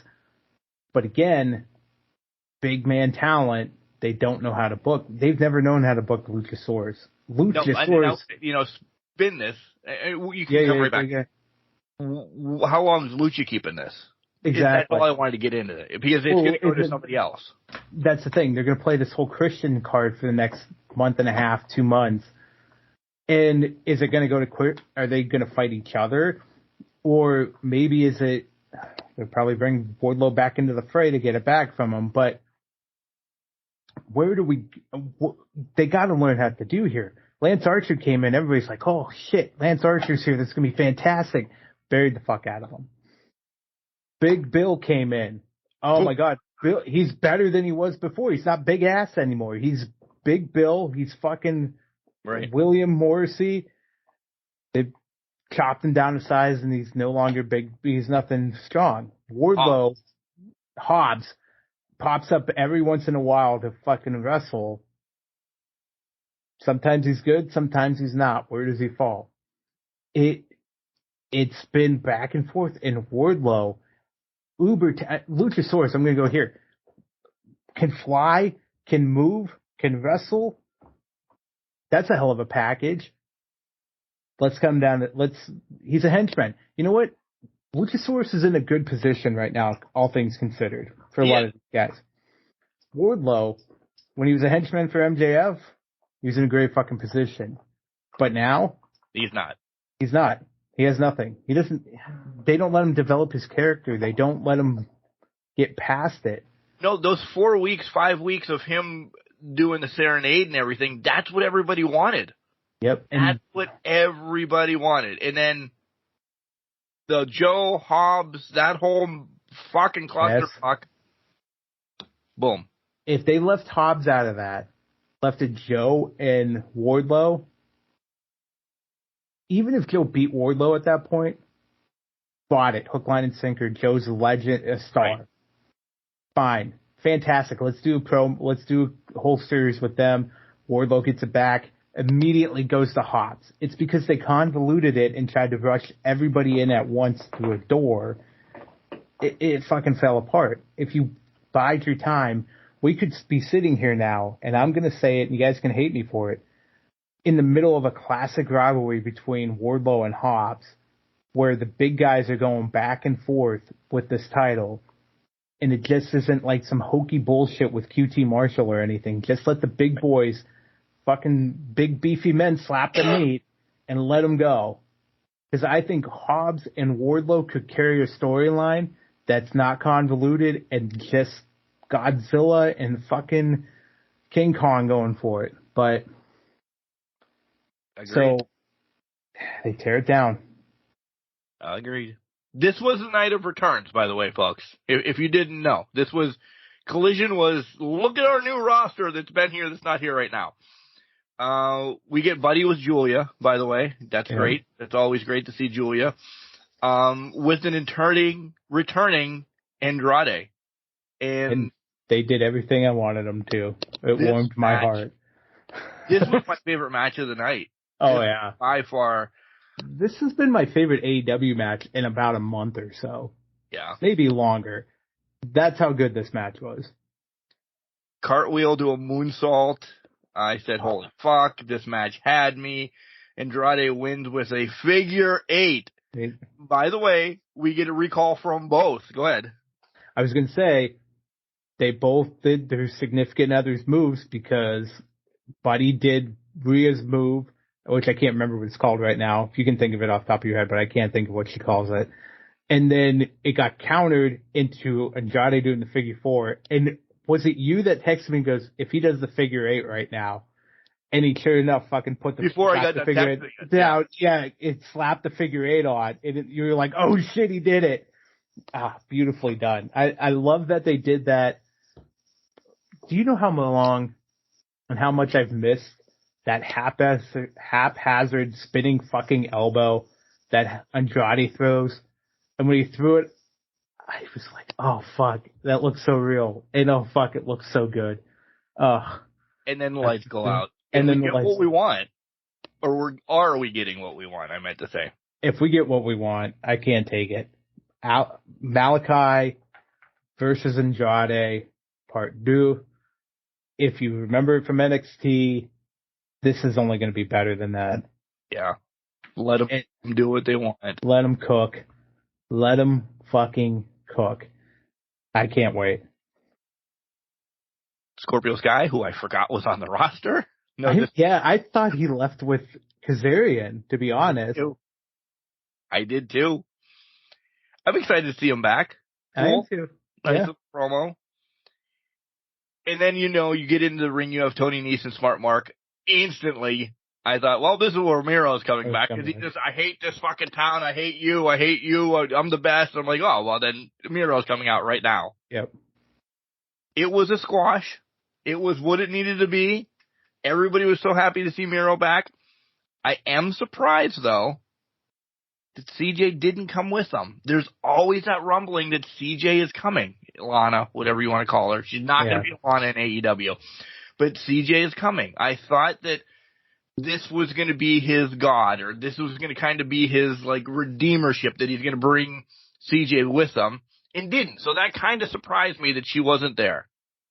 Do I miss her or need her? No, I don't. But I thought that she was just going to come back.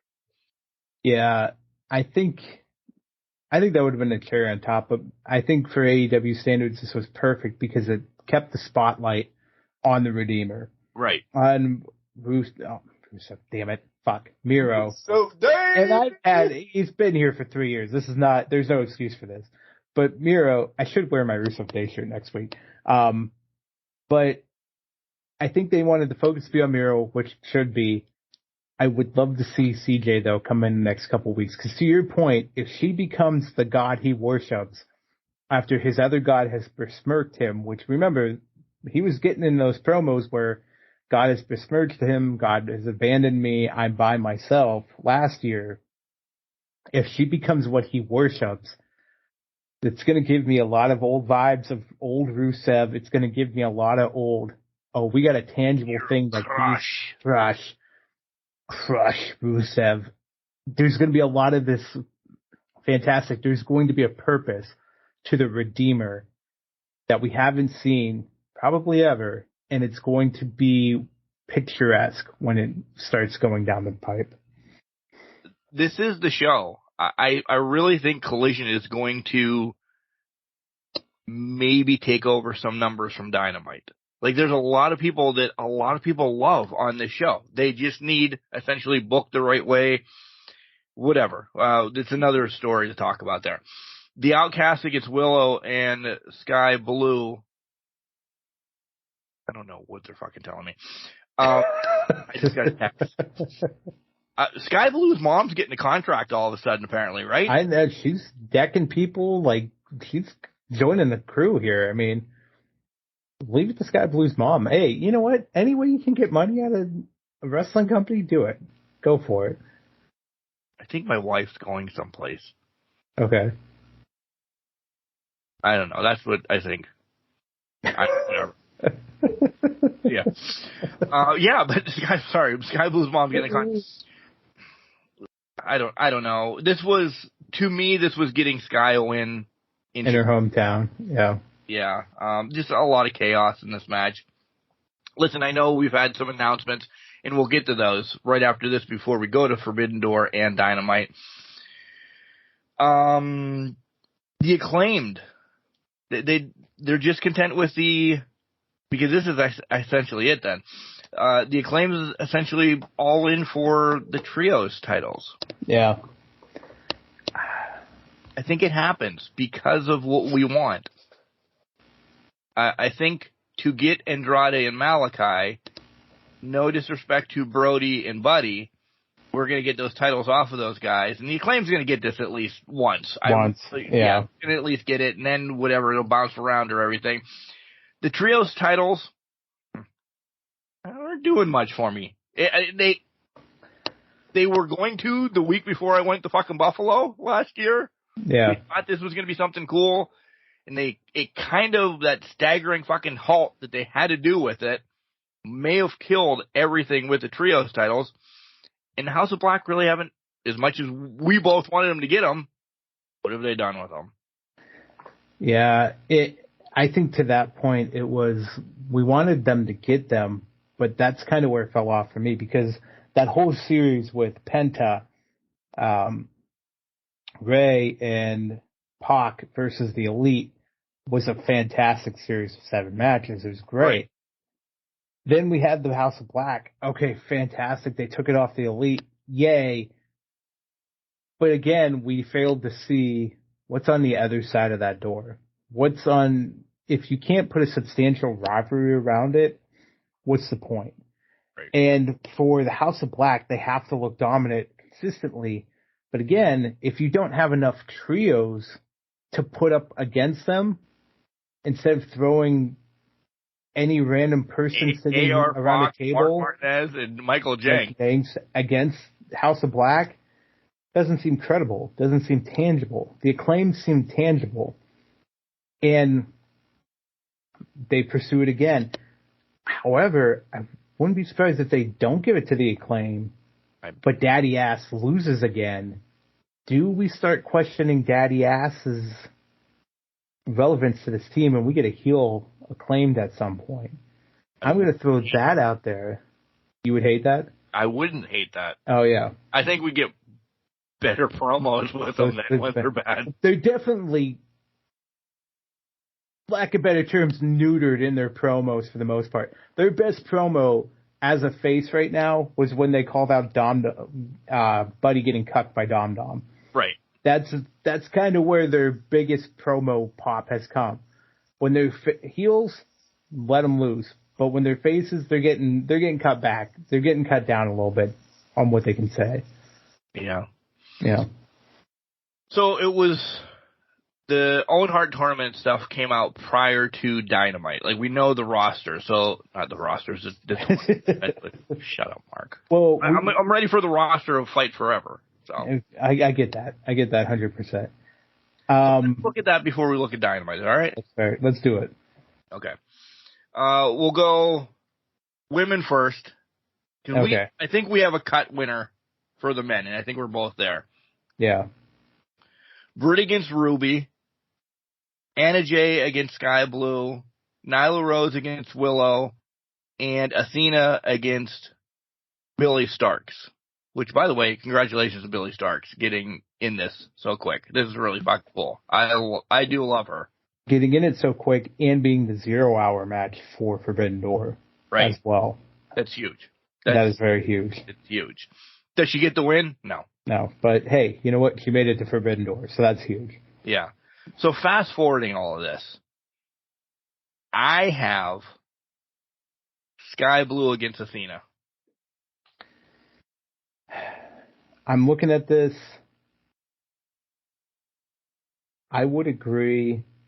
I would also not be surprised if it's Ruby versus no, you know what? I'm going to stick with Sky Blue and Athena. Because thinking about this now, because Britt's not making it out of that first round with Ruby. Ruby's getting to the second round. Sky Blue's getting to the second round.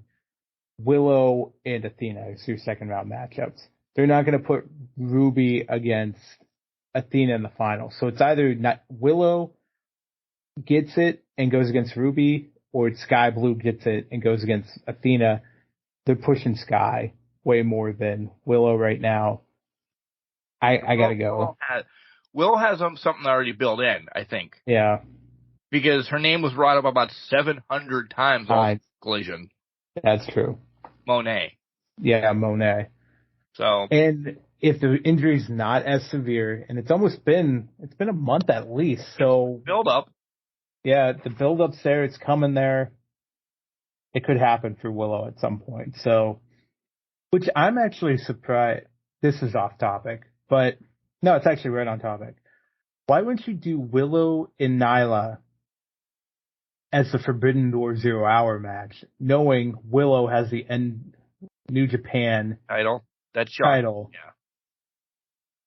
I don't know. I don't know if they didn't think that one through or not, but just something to throw out there too. That kind of shocked me a little bit from that. So if you read to it, I think we both have Sky Blue winning this to get a push. Yeah, it's a nice push. I mean, whatever we thought this Owen Hart title was going to be mean more, and it means a lot. I bite my tongue on that. I don't mean it like that, but we thought maybe it was like a defendable or whatever. But you win a tournament, so it's your trophy.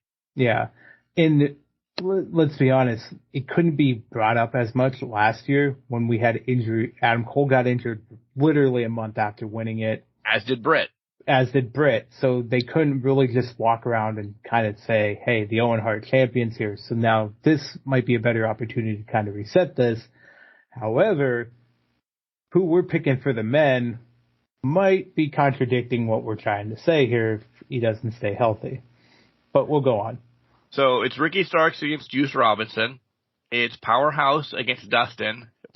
Pick those winners, guys. Woo! I know. Both on these, if you go to the next one for Collision, 3 matches on Collision for June 29th. Yeah. Samoa Joe against Roderick Strong. And then Kojima against CM Punk. Which, side note, is Collision not live next week? I don't know. Because that's a Thursday. It is a Thursday. What in the hell? I don't know. I don't know either, but fuck, I'm not going to watch it live if that. Oh, I'm not either. I'll be playing fight. Why would you put Collision on the day that you put out? Fight it forever. Idiots. Maybe it's not live. It can't be live then. It must be taped. It must be taped from Hamilton. Okay. So, listen, we're going to get CM Punk against Samoa Joe. We're going to get that match. Yeah. Okay. Let's go through the tournament brackets, and then I want to circle back on the Punk match. Because we need to talk about that, I think. Yeah, Punk versus Joe. If Roderick Strong beats Joe, yeah. I don't want to put money on the line, but I could probably win a lot. Anyways. Well, if Dustin beats Powerhouse Hobbs. I mean, I love the guy. I think for that one, it's all natural. Yeah. For that side of the bracket, I want to see Hobbs versus Starks again. We're getting that. I think we have to get that because I don't think Juice wins it unless all the Bullet Club Gold comes out, and I don't think they're going to get that involved in it.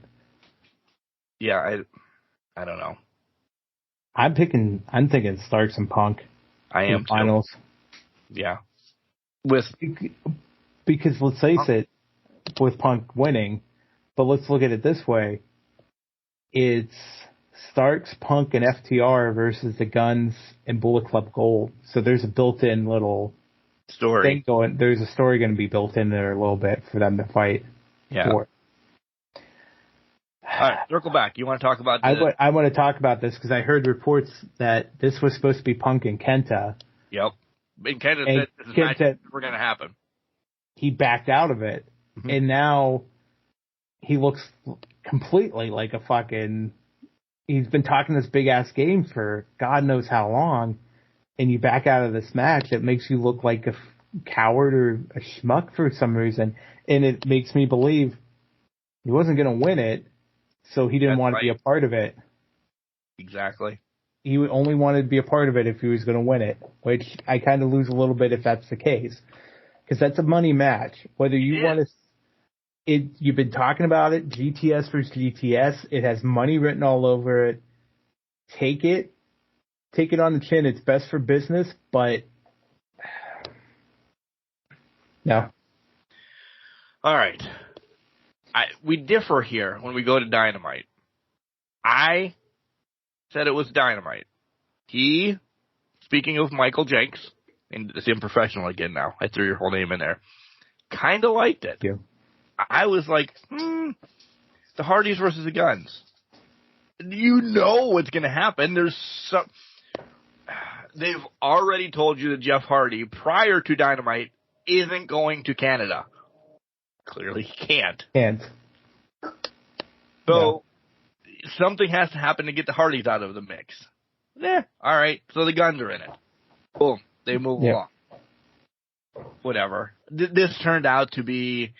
After the match, do you notice that the fucking Hardys were MIA instantly? They were completely gone. And it's turned out just to be... I really didn't like this. I really didn't. FTR and Punk and Starks against the club. Boom. Yeah. What? And I mean the club, I mean Juice and the Guns and all that. Why even have the Hardys in this? I understand because the Guns challenged and it gives them a win over another legendary brother team, and it helps their stock. Yes, I get this. That could happen on Rampage a different fucking day. This was too force-fed. It was too force-fed to get Punk back on TV another time in front of Chicago. That essentially was what it boiled down to in this match. Listen, this was not the match that I thought was captivating at all during the night. I was watching it. I was like, okay. It was to get Punk there. Just get Punk in front of the fans again. All it was. Disappointment in this next match. Hey, it was good when it was in the concession stands. Agreed, because that's what it was fucking called. It was supposed to be there. I watched the video of the real concession stand brawl of shit just going awry. I did. I popped when they hit him with a bag of styrofoam plates. I loved he all of that. Out. Yeah. Once it went through the curtain and down into the ring, I'm like, it's done. It instantly became just a brawl match, whatever. Because everybody and their brother came out then for this too. Back-to-back matches, 10,000 fucking people in one match. Now Mark's like, this is the same fucking match I just watched. Yeah. I think if they would have left in the concession stand and kept doing it the way they were doing it, perfectly fine. Because Karen came in, hit him, sprayed him with ketchup, whatever it was. That was not ketchup, by the way. That was very sauce. Yeah, I don't know what the fuck that was, that fucking sauce. But that was fine. The low blow from Lethal. Okay, fine. We're getting these guys just circling in one by one, kind of fucking Mark over here. Fantastic. I love that aspect of it. I agree with you. This should have never came back through the crowd. I think Papa Briscoe should have popped up in, I don't know, a cooler or something up there. Right. Find a way in there. Have him be the merchandise guy because they went down to the merchandise stand. Have him hang out in the merchandise stand. Have him sit around there, do it there. There was ways to do this, but they just couldn't. Like, I get it. You can't hide Satnam Singh, but Satnam Singh could have just walked through a crowd and fucking showed up and been there at the end. He could have power walked or ran, through people, and I would have believed that more than, I don't know. What happened, yeah. Listen, I don't want this to turn into Raw or SmackDown. They spent, and I know it was only 5 minutes, showing reclips of Collision. Yeah. Don't. This is your separation, that you don't do it, because if you're going to show the reclips of Collision, why am I going to watch it when I know that you're going to show me everything big that happened on Collision on a Saturday night? I'll go fucking drinking at my local brewery then. Exactly. Don't show them. I think the first time, okay, fine. Show the reclips, but separate the brands now. That's Collision. You want to see Collision, you show up then. WCW never was like, oh, Saturday night, when Monday Night Nitro came on, let me show you what happened on Saturday night. They might have had one or two tape, little 30 seconds say, this schmuck beat this. Not a 5-minute fucking reel. It wasn't a 5-minute fucking reel. It was, this is what happened, da-da-da-da-da, here's why we're going back to it, or this person won, here we go. So, by the way, I hope Ronda and Shayna are winning this match. Do you think so? Probably. I hope they don't. But yeah, I know I'm behind, but also Don's getting worked right now. Anyways, yeah. So I agree with you. Don't spend 5 minutes on this when we could have had 5 minutes sooner. Jericho and Suzuki posing in the ring. Right. I wanted that 5 minutes sooner. I did too. Give me 5 extra minutes of these two being fucking knuckleheads in the fucking ring. What did you think of this in general? And again, we brought up Action, Andrade, Fox, and Darius. We knew what was going to happen. I'll tell you this. We knew what was going to happen because it was three guys thrown together. But I loved Darius Martin standing up to Suzuki and taking shots and fucking crumbling under them. Taking shots. Yeah. And he was fierce, he looked good. I think this did more for Darius than anybody in this match, just because he was taking shots and he was showing resilience in some aspects of it. Now, we knew Jericho, Suzuki, and Guevara were going to win, and it beautifully set up the Les Sex Gods versus the Icon versus Sting, Darby, and whoever this mystery person's going to be on Collision. Who do you think it should be? Goldberg? Yeah, right. Gilbert's coming out of retirement. He came out of retirement. But I actually don't know. But I think I don't know enough about New Japan to make a guess here. Do you know? Do you have anything? Not a clue at all. It's not Muda. They said bye. Have fun. Muda's had his last match. That's what I know. He's had his retirement. He Flair 6 times, but I think Muda's going to stick to it more than Flair has. So it could be else. No, I don't. I really have the. That's why he's been training for 6 months. He couldn't get us our shirts. That's probably why. Maybe. I want to do an experiment now. I want to buy a shirt and see if I get it faster. Oh, sure, shit will. We're going to be looking for a new sponsor pretty soon. So if you'd like to pay sponsorship fees, it'd be awesome. We love you, Al. Maybe wrestling over everything. That's bad. God. Shibata and Orange against Garcia and Sabre. This was. This cooked. This Did was. not? Yeah. I get. This is probably my favorite Orange Cassidy match in fucking forever. Probably all time until Sunday when these four fucking go at it, because that was announced. Yeah. These four for the fucking international title. Well, God fucking damn it. Yeah. Is this... Sign me up. Yeah. Sign me the hell up. We'll predict it, well, in a couple minutes here, but my God in heaven, what a match that's going to be. Next thing I want to jump to, though, man, Kingston and Claudio, I really fucking think they hate each other, don't they? Like, They this have to. is They have to. un-fucking believable. And then Mox comes out. Like, if Kingston and Claudio are the best of friends and they fucking have us hook, line, and sinker, yes. But you hit your friends harder than your enemies, right? That's been always the thing. So maybe they're just like, fuck, whatever happens out there, go for it. And we love each other. Kingston can sell that he hates any fucking person in that goddamn building on any given time. And honestly, he probably does. He probably does. But it's so wild watching him and Claudio just go back and forth. Like, they just absolutely have, like, a blood hatred for each other. It's absurd. Get ready. I'm ready. Okada's spot didn't do anything for me. I just ducked under the table. I get that. Because it's going to be more Sunday. Don't get me wrong. I completely understand. Here's the thing. I wanted Okada back last week to show up behind Danielson on the stage, because I think that would have been a better spot than what this was. I think for this particular one, Okada just showing up is a monumental thing. Yeah. But Okada showing up unexpectedly behind Danielson last week, they didn't even have to touch. Right. I think would have did light years better and made a bigger impact. I get where you're coming from with this, because it was lackluster at best. In Ishii being the fifth member. Ishii, I was trying to think of who it would be. Ishii, it does make sense. Does. So, I like it. Seen him forever, though.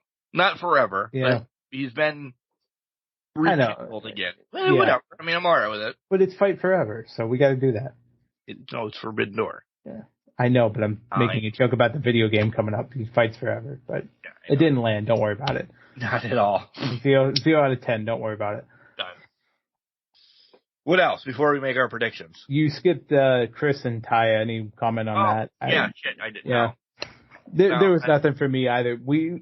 Statlander needed to beat Taya to get past that whole thing.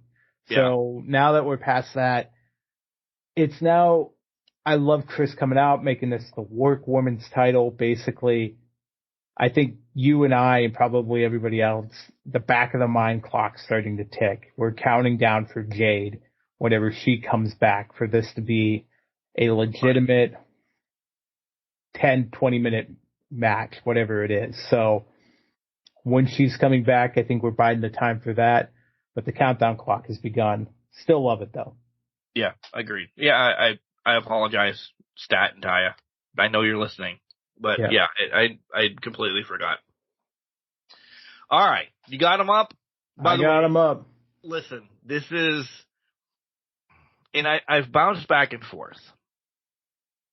This is a wrestling card on paper, but this is more of a spectacle. Okay. But specified it's a wrestling card. It is. It's more of a spectacle. Like, there is some stories going into this, but there's many great matches that we never thought we'd see. We're excited for them. And then there's like, hey, these people are fighting too. Essentially. Yeah. So, and I'm not being a dick, but the title's not on the line. I will probably defend it at Money in the Bank, though, because I think that's actually I think that we're actually going to give WWE a shot. So you'll get a title shot next week. Okay. All right. I'll prepare. So this is just for funsies. All right. The funsies match. All right. You ready for it? Yep. I'm writing down our picks. So go ahead. I'm trying to figure out where I want to start with this. Let's start with this one. The only Owen Hart tournament match on the card. Kojima, CM Punk. We both already gave this prediction early, so it's easy to get out of the way. We're saying CM Punk. This was supposed to be Punk and Kenta. Kenta forfeited it, so... Fucking hard. All right, sorry. You're ahead of me, so I didn't see it yet. Oh, that wasn't it. Anyways, okay, let's go to the 10-man tag. We started talking about this. BCC, Umino, and Takeshita versus the Elite, Kingston and Ishii. Who you got?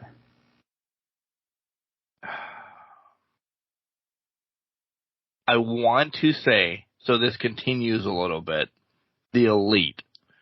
But I also want to say, because of Takeshita, that's why I think it needs to continue, because he's the new member, Yeah. And if they get a win over that, Takeshita then essentially approaches other people, But I think this ends. I think the BCC say they beat them and send them on their way, and the Elite go somewhere else. And I'm not saying leave, but I just think FTR is on the horizon. I think there's more on the horizon for everybody else. I think we have one more match in them because I think the temptation's too great to not put a blood and guts match in this whole rivalry. With these 10 guys, not specifically, but it'll definitely include the Elite and BCC. So my thought process is I'm going to go the Elite, Kingston, and Ishii. That gives Kingston a win on his return back. So I go Elite on that one. So that separates us. That does separate us. I'm watching Ronda mouth Raquel right now, guys. Yeah, so they have both titles, by the way. Yeah, they did win. I missed the ending. It was a double tap out. I saw it out of the corner of my eye. Okay. All right. Anyways, this is SmackDown. We're talking about Forbidden Door. Right. Let's go back. AEW's women title match. Toni Storm, Willow Nightingale. I think it's my turn. Toni Storm, they're not going to swap the title here. Yeah, yes. But did somebody walk through the Forbidden Door? Who are you thinking? Oh, Monet. I don't know. Do you think Monet this early? Well, if she's, yeah. Maybe that's there. But That's you can fair. start building it. You could. Definitely. Oh, Liv's back. So you could definitely start building it from there. I just don't know if they'll do it or not, pull that trigger or not. But I could see it. I could definitely see that at that point because there are going to be surprises in this show. Yeah. I agree. Yeah. This really has me wondering. I'm hoping this is where Raquel just fucking punches Liv in the face, but okay. I'm hoping so too, but they're just mouthing right now. Anyways, let's go to the Four Corners match for the international title. OC, Daniel Garcia, Sabre Jr., Shibata. Who ya got? I'm that guy that I think there's only actually two winners in this match. Okay. I would agree. Garcia or Orange. I would agree with that. And I think this is one more hurdle for Orange to get in his back pocket, maybe before a downfall starts. Okay.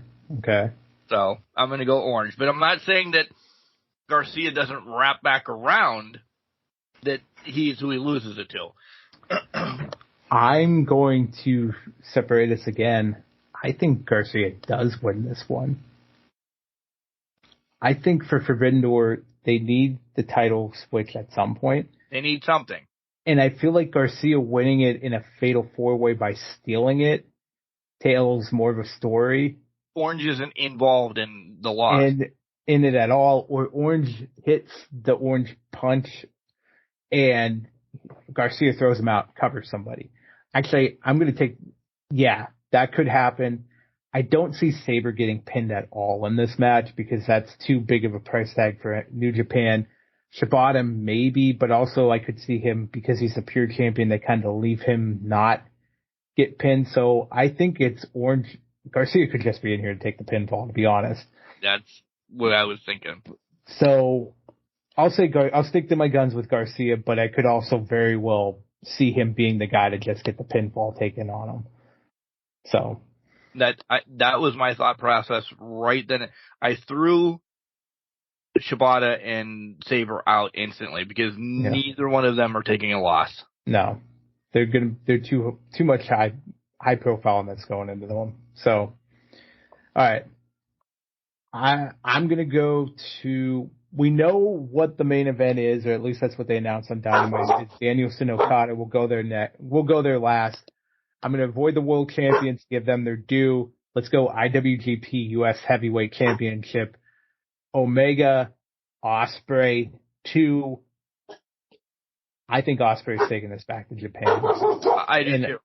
Ethan's now walking in the door, and the dogs are going nuts. So that's he sent a text and just decided, hey, I'm going to come in the door prior to anything. So he's good. He's good. He's allowed to do that. The dogs are picking Ospreay as well. I agree with them. I agree with the dogs. I agree with Ethan.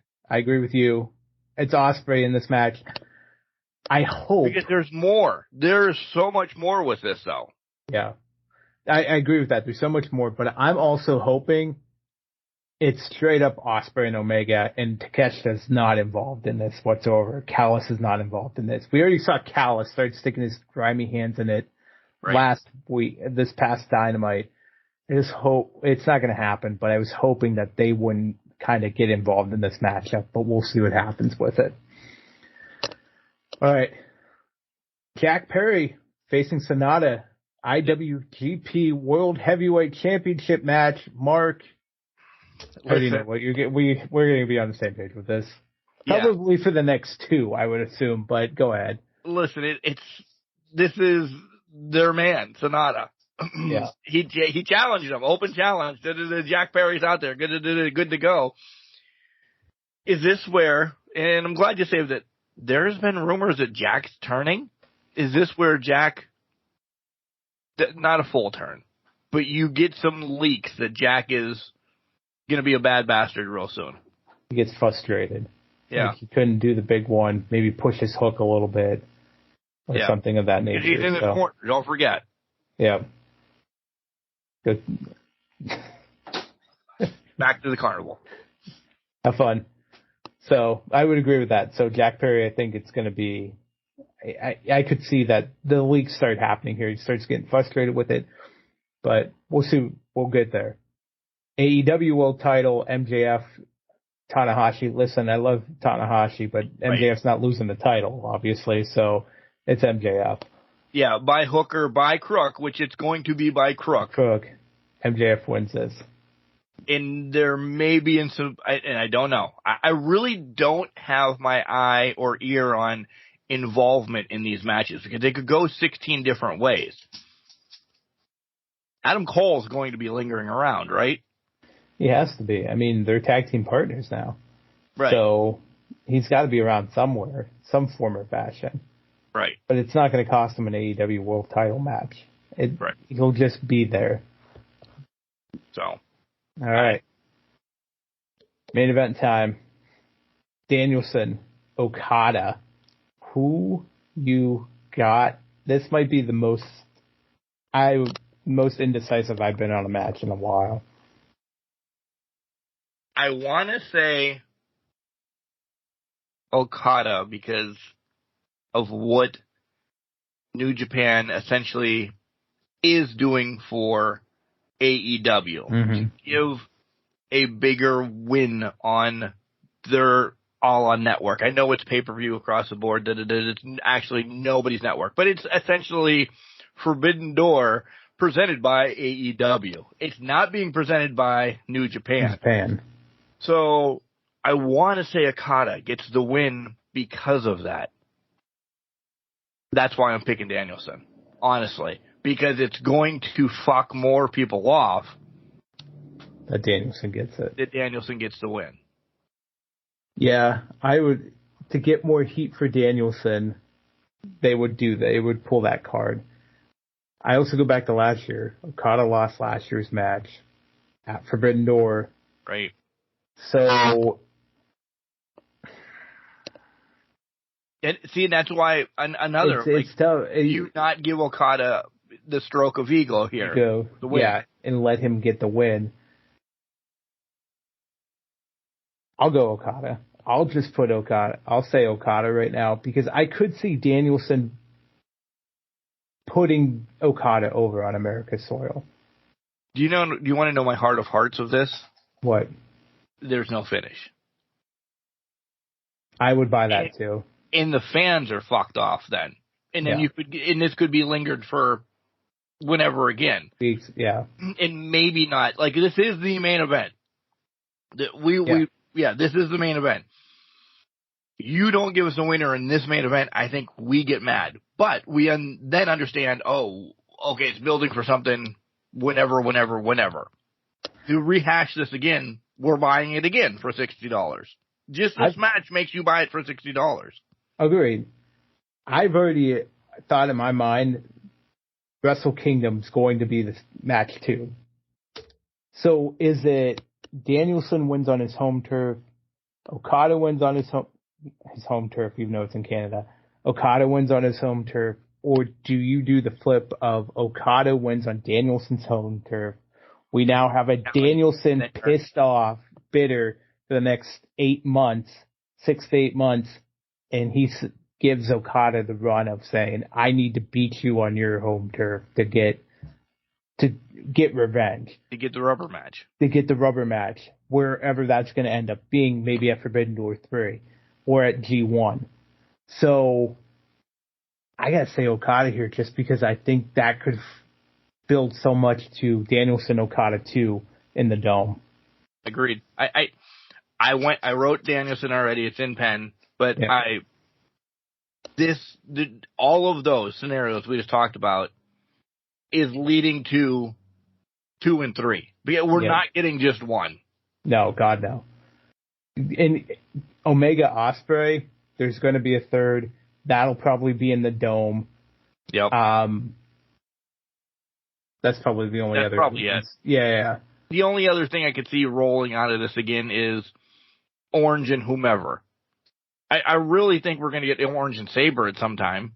I'm going to be honest. I agree with that. We're going to get Orange and Sabre at some time. I thought we were going to get Sabre Danielson because we didn't get it last year when we were supposed to get it. But Danielson Okada is a way better deal for that. So, yeah. Good Lord. All right. Been pretty deadly. Deadly on the old TV, on the Waller effect. Nothing. In fact, too. We're wallering in effects. Yeah, we are wallering in effect. Look at this.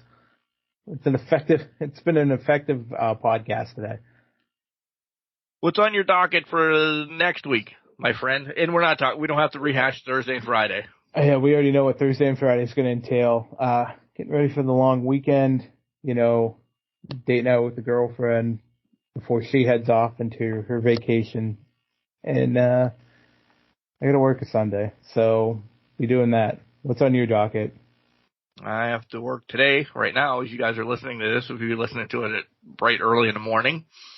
Couple baseball games getting set for the playoffs, and then rolls into the huge regional tournament that's a 5-day spectacle.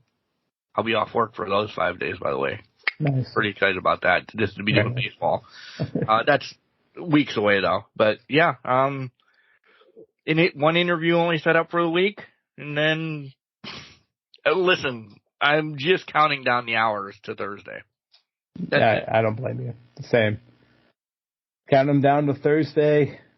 I'm off. Mode's on fucking airplane mode. Don't bother me. The only person we're talking to is each other on Skype so that we can record a podcast for you guys, and that's about it. As we're playing. I hope we don't have the same match. Well, no, actually, it's going to be an all crapshoot, by the way. I hope maybe we have the same match.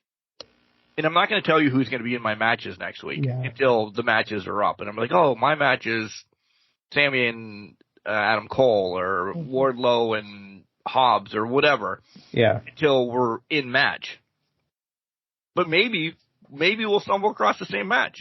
We might. It's bound to happen. And honestly, we think a lot alike most times, so it's probably going to fucking happen.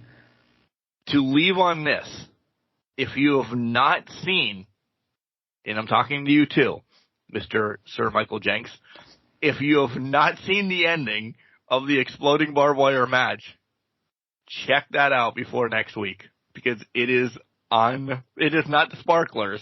It is absolutely fucking crazy what happens at the end of this match. You haven't seen it yet, have you? I have not seen it. I'll have to look it up when we're done here. Unbelievable. Do we have another phone call? I think we had another phone call. I thought we had another phone call. I was trying to say that discreetly to Mark, but I think we have one more phone call too to wrap this all up. We almost forgot about this one. Hey guys, this is Dan, and I was wondering what happened to the King and Queen of the Ring pay-per-view that was supposed to happen, and wanted to know if you guys agree with me that the King of the Ring should make a return back, and also they should do a Queen of the Ring, maybe 2 separate pay-per-views. Just wanted to hear your guys' thoughts on it. This Dan's an intelligent human being. He's very intelligent. He's been very intelligent for, sounds like 30 plus years at this point. He also sounds like he could be quite the pain in the ass if you give him the opportunity, to be honest. But I wonder if he knows Fred again. I wonder if he knows Fred again or Maximus. That would be unreal if he does know them. So, addressing his first question, what happened to him? It was in Saudi. I think that's pretty self-explanatory why they did not stick. Yeah. Boom. I think there's also probably another king of an empire that decided to axe that kind of those pay-per-views. But I would agree with this Dan fella that King of the Ring should be its own pay-per-view. I would love to see Queen of the Ring be its own pay-per-view and have the women's only pay-per-view return like Evolution. Yes. Instead of that just being a one-off publicity stunt, essentially, was what it turned out to be. It did produce a great match with Charlotte and Becky, but I think they definitely need to bring them back. And I'm not even saying maybe it's not even as pay-per-views. Maybe it's just an exclusive that they do on the network. I would love that more so. Because a pay-per-view, I think, would get what's the word I'm looking for? Convoluted. Yes. Congealed. But yeah, I think even the network special, because remember, a long time ago, they did the King of the Ring as a network special for Barrett to win it. And that was great. It was fantastic. I think they could get away with that again. But will they ever? I think it depends on the regime that's in charge. I agree with that wholeheartedly. I want it to be back, and I think they should be separated, actually. I think if if February you do King of the Ring, you wait 6 months, and then you do Queen of the Ring to keep them so separated. You're giving them both their dues, but then you just roll with that every year. Even I would be all right, even if you did them back-to-back months, because it's going to be a pay-per-view. As much as we don't want it to be, it's going to be a pay-per-view. September is called Roadblock. October is called Fastlane. You could still have your Roman against whomever he's going to be against, and then your undercard could be, they did it for fucking years. Mm-hmm. Yeah, the King of the Ring does steal the momentum of the show. But you just throw different matches in there. You have all the King of the Ring stuff. All the qualifiers are on Raw and SmackDown. Then you have the King of the Ring matches, tag team title match, King of the Ring matches, women's title match, King of the Ring championship, and then the whatever Universal TV I-95 title championship match. Yeah. Done. Boom. Rinse, repeat. Next. Rinse, repeat for the women. Yep. And you get rid of stupid names like Roadblock and Fastlane. Mm-hmm.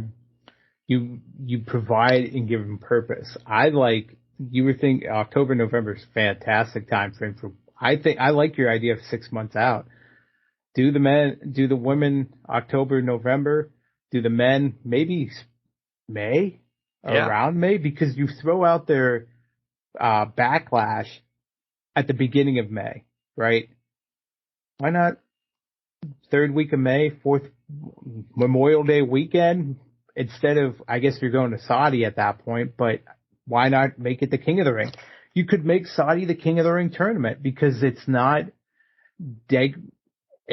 against them, right, unless they have some weird fetish that King's in the name of the pay-per-view. I don't know, but you know what I mean? Instead of Crown Jewel, it's here's the King of the Ring pay-per-view. Here's the King of the Ring. Let's do the pay-per-view in Saudi. It makes all the sense in the world to me. It really does. The only thing about Saudi I'll bring up is you have all the callbacks that you want, and I know we beat this horribly, but we want the Ultimate Warrior, we want Savage, he still doesn't realize that people have passed. That's the show that you get the payment, and the older heads want to go over for the payment once a year, a la everybody that's went over. It didn't happen as much this year. But normally that's what it is. So yeah, but to that point, you have two Saudi shows. So you have Crown Jewel that could take it and do that for the older heads, and then maybe you only make the Saudi Arabia one in April, May, King of the Ring, and let them do what they do. And I think they should. I really do. I agree. That's all right. Now that's all I got. All right, that's all I got. By the way, if you guys haven't caught on, we'll throw them under the bus now. We have to. I've been throwing them under the bus. Maximus, Fred, Ned. What were names last week that he brought up? You did this to us. Knows. This is all your fault. I gave Sir Dan Mucci the phone number for Can Crushers, told him, hey, ring us up, give us a couple questions. Well, that son of a bitch gave us into fucking 12. Oh, we've disregarded a couple because we beat some of this subjects to death. And there was a couple I think in there that were just your car insurance. We're not even talking. Your car insurance is due. We're not talking about it. But he gave us some good questions despite the terrible accents and the terrible impressions that he was trying to pull off. But honestly, one of them I thought was Connie, but it ended up being Lonnie or something like that. And I was like, I fucking couldn't tell the difference to save my life. So I hope you guys caught on that it was the same person each time, and it was mockery. Yeah, it was absolute mockery. He did have some good questions out there, some not so good, especially when Macho Man challenged Roman. But, you know, it is what it is. He had a spotlight. He did. And I hope he never anybody can call back when you want. If he wants to call back, I'm hoping he does call back. I've not told him that we went through his questions yet. He knew we were going to look at them. So I hope he calls back with the Glorious 6 next week. He better be. Because I'm definitely telling him to call back with the Glorious 6, and I can't even imagine once. All right, guys. You hear me say this on the Spotlight. I am fucking super excited about next week's show. I don't know what we're going to get done, but you'll hear us playing video games and being children. We'll talk about Forbidden Door. We'll talk about everything. It's just going to be in between us playing video games as well. We're going to be a bunch of childish jackasses And I will be drinking. I will be definitely drinking as well. So we're going to be jackasses. Probably be a whiskey night, actually, for me. That actually might not be a bad idea. Maybe I'll crack open that whiskey I've been staring at from Tennessee and finally start sipping on that. So it's going to be a fun time next week. We're going to have video games. We're going to have predictions. We're going to have recaps. And briefly probably cover what happened this week. And then blow each other up with exploding barbed wire. Yeah. Throw you on thumbtacks. I can't wait. All right, guys. Remember, just because you're trash doesn't mean you can't do great things. You're a garbage can, not a garbage cannot. Make sure you tell your loved ones that you love them. Because you never know. Fight forever. Do. Fight forever.